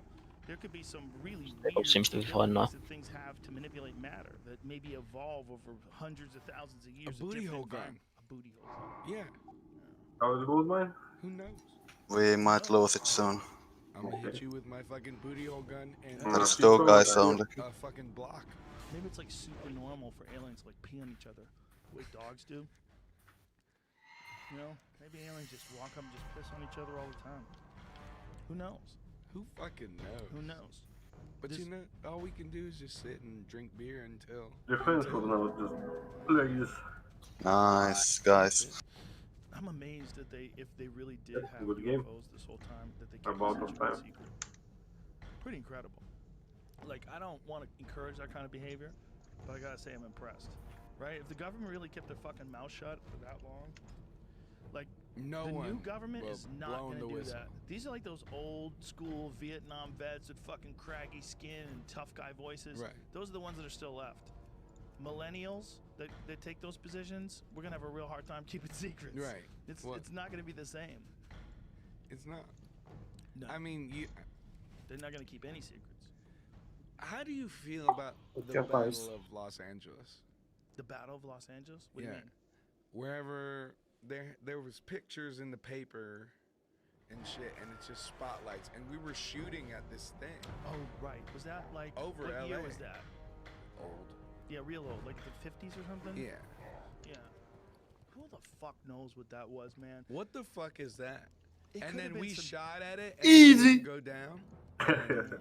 You sure? Because they see. Ya will, my friend. You got.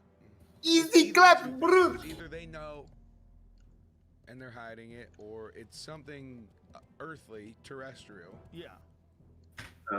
See you, dude. And Thanks for coming. people just interpret it as, yeah, look at There that. it is. Searchlights and anti-aircraft guns. They were aircraft shooting guns. at this yeah. fucker. Comb sky during alarm. What year is that, Jamie? 1942. So what year did Oppenheimer first detonate the bomb? I know the Manhattan Project was already in operation by 42, but had they detonated the first bomb yet? Test or the actual? The actual first test. Let me check. Okay, I bet it was around that time, a couple years later maybe. I bet in that time period when human beings start in a race to try to split the atom.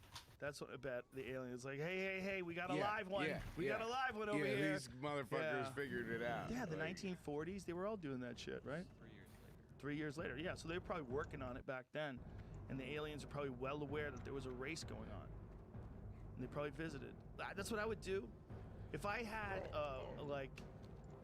like a planet, like imagine if you're a researcher and you have a whole planet, and on this planet they've lived for millions and millions of years, but the most advanced thing is like a monkey person, you know, like an Australopithecus or something. And they go, listen, we know where this is going. It's going to take a long time. They might not even make it.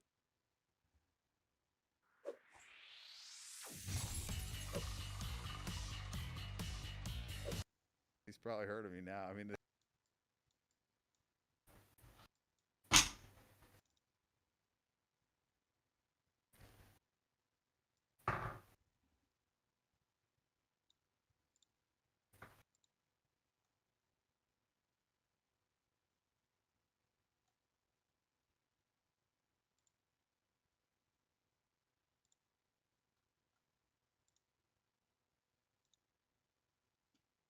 Actually, with this BS fight, I almost lose the game. But at least it's work.